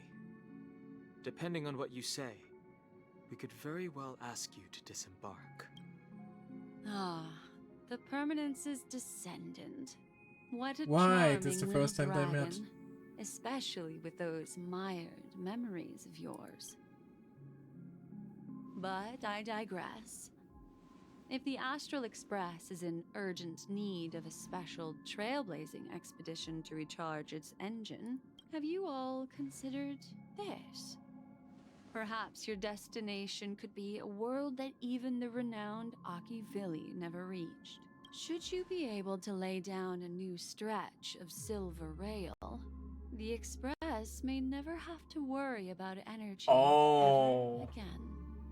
Trailblazing to a world that even Akivilli has never been to?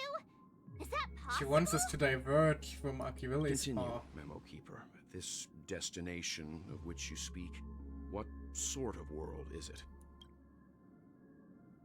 A world that many across the universe don't even know exists. A world hidden away from outside observation. Its presence only revealed by the light from the mirror of the Garden of Recollection. A world fettered by 3 paths. Its destiny hanging in the balance. The Eternal Land. Amphorius. Are we gonna learn any more? No, apparently not. I hope I'm not too late, child. Oh I wasn't no. expecting it to be you. Don't you know how many sentry posts the family has built? And how hard it is to get you out of here? Oh no. Looks like my time's up. What do you mean? What time? Negotiation, interrogation, or death. My fate lies entirely in your hands, Lady Bonajade. The dance is done. Why bother with the compassionate pretense and give someone who's about to die the chance to talk?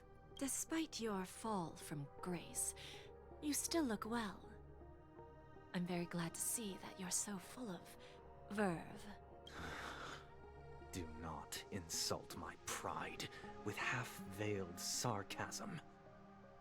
Have you specially come to see me just to sate your vile vanity?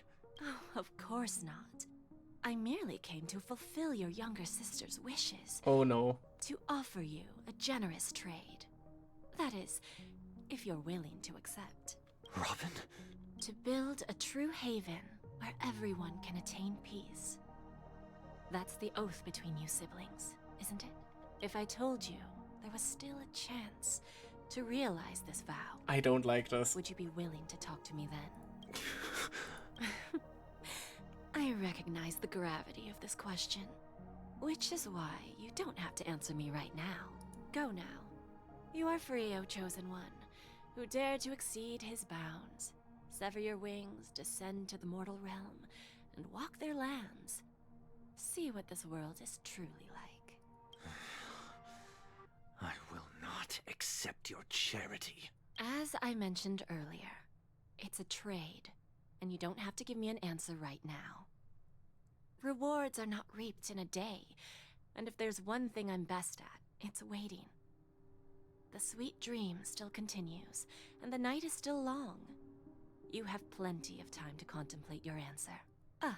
A word of advice for you before we part ways. A word of warning from someone who's been in your shoes before. Life is too short to miss out on golden opportunities. That is ominous as fuck. Ah, Brutal has become a visitor. And Robin has become a visitor. And nope. And Black Swan has become a visitor. And Argenti has become a visitor. Good lord. Oh no. Oh. Nice.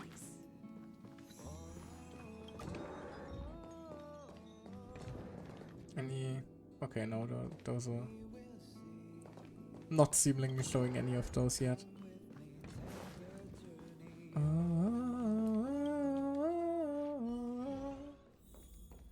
Well, at least Pom Pom is alright. Note left by Gallagher to the new generation of Nameless. By the time you read this, I will have likely gone to where Mikhail went. Thank you for everything you've contributed to Penacony. It's a pity that I won't be able to witness its rebirth with my own eyes, but your unwavering determination gives me confidence in the future of the planet of festivities. Also, please say sorry to my naughty pet Sleepy on my behalf. It suffers from severe separation anxiety, and it must feel terribly lonely without me. Please release it into the memory zone, as that's where a meme truly belongs. Life and death are merely parts of the fiction on the roads of enigmata, just like farewells and reunions. I wish you the very best in your future journey. As for me, it's time to depart. Enclosed is a gift for you. To the imperfect tomorrow. Gallagher. Aww. Man! Well, at least Pom-Pom seemingly got cheered up a bit. Good lord, no, there's so much shit here.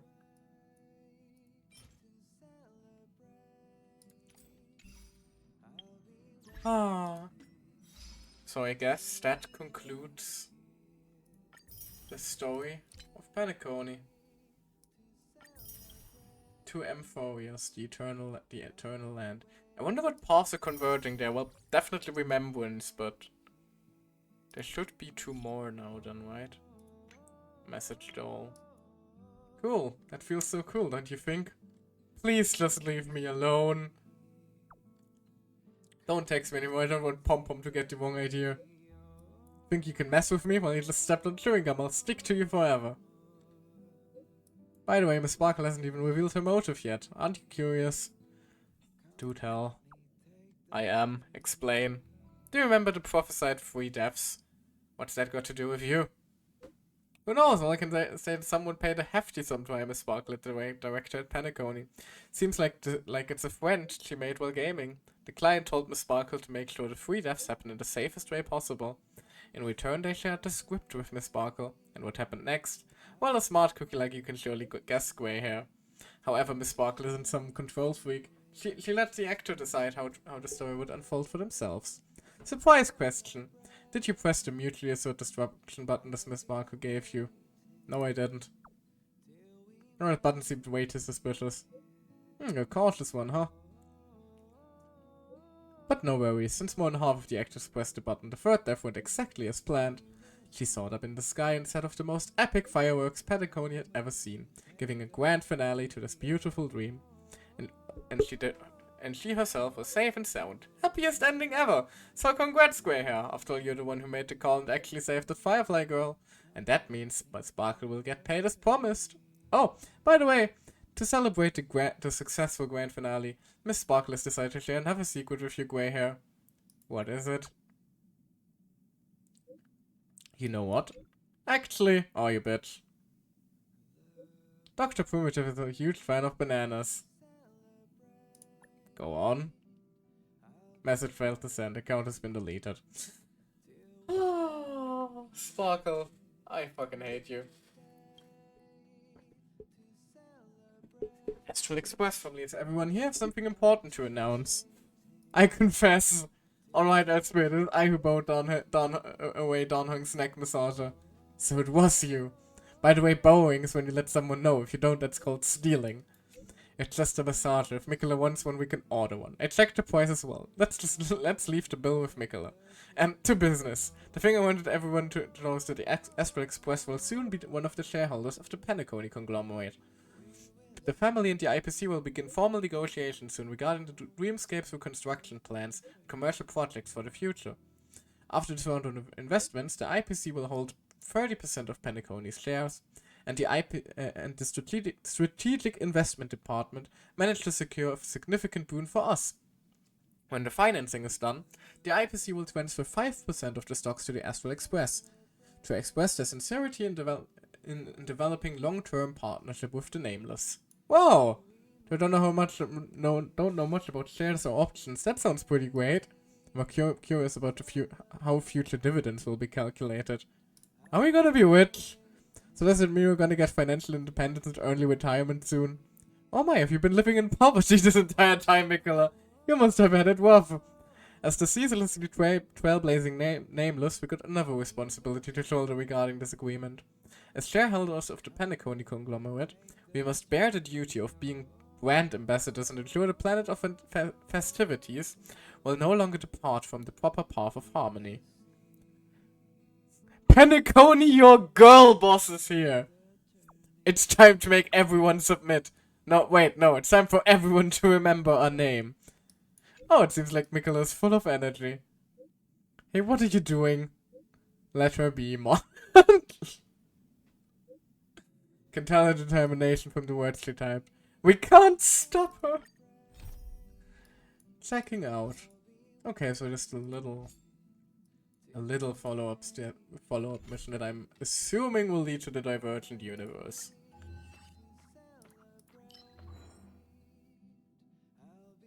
White turn. Although, Sparkle, fuck you, Sparkle. There is still, of course, one very important thing that's left on today's agenda, isn't there? Let's think. Oh, come on, we all know where. Let's head to. Yeah. Let's head to the golden hour first. There's something very important we must procure The tour is over, for this to work as I want to. Now, where the hell was that shop again? I think I already took a wrong turn. Can I drive it without a license? Where was that shop again? To be fair, it was several months ago, so you can't exactly blame me if I don't recall precisely where the hell it was.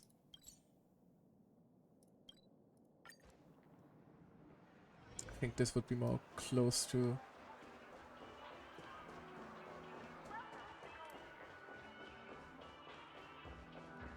Is that the shop? I believe that was it. Do you have the...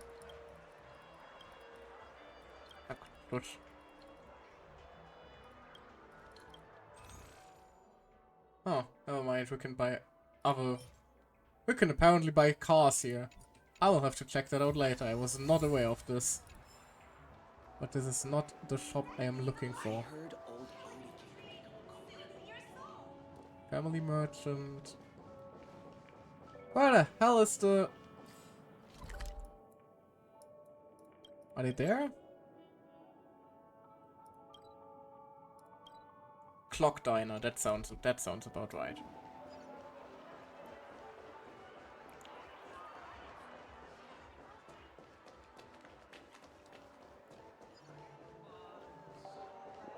Yes, I remember you. Hey, Jay.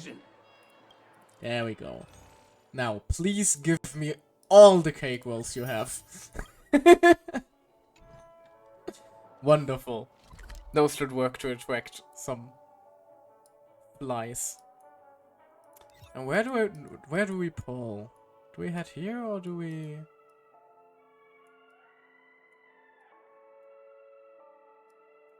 Yeah, let's head to the usual place, shall we? Do-do-do. Guests are supposed to be. Nope, this would be taking the long path, wouldn't it?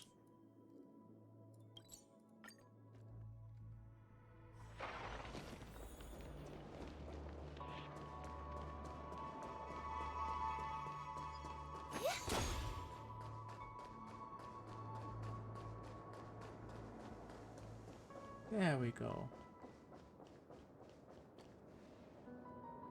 Firefly secret base.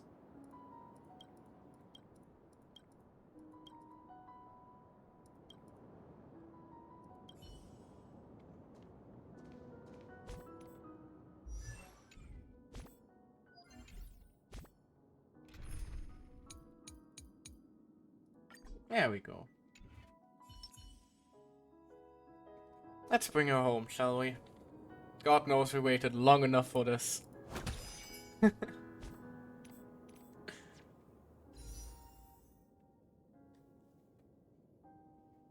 Any bets? It has gotten rather quiet in chat after all the emotion from earlier. I am planning to go for E3, so this could be quite something. Let's just see how it goes, shall we? We are starting at 0 pity, so I'm not having all that high hopes for any early pulls or anything like that. Not yet, at least.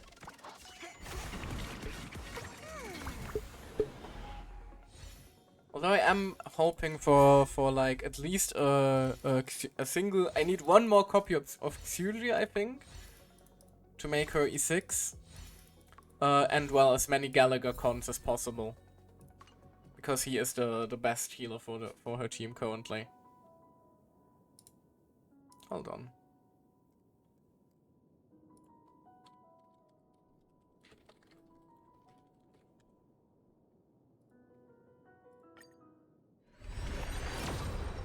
Oh.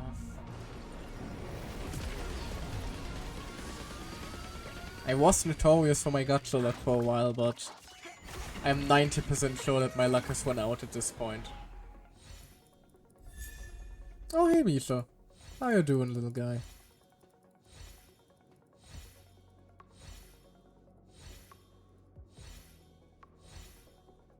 Nothing too interesting here either, I'm afraid.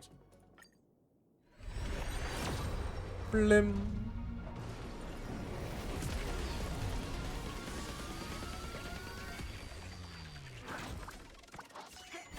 I do also actually hope that I lose 150-50 to Himiko or Yangqing.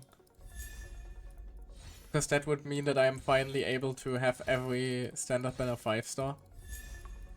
Oh hey Misha. Oh hi Mark.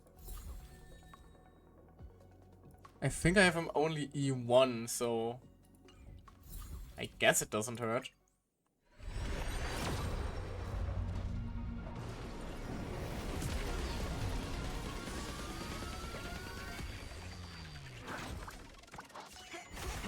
Oh, come on. 40 pulls already.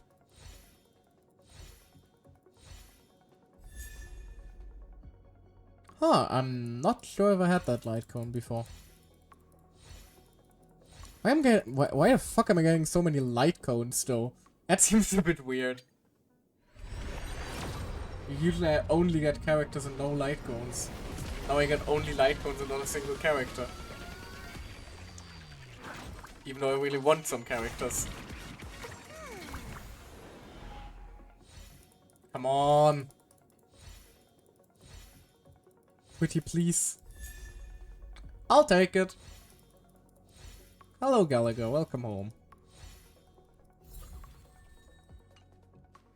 Oh, 60 pulls in now.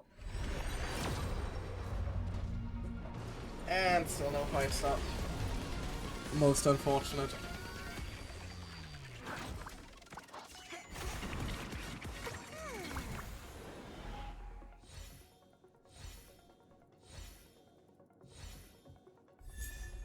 More Misha.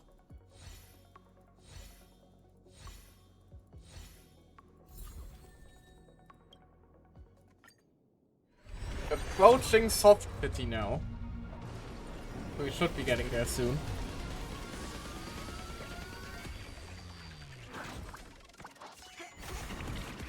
Or not.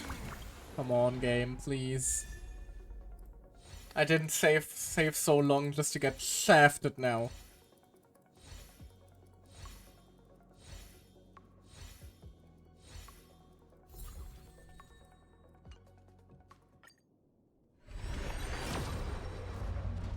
That is a 5-star. Please. Give me my baby.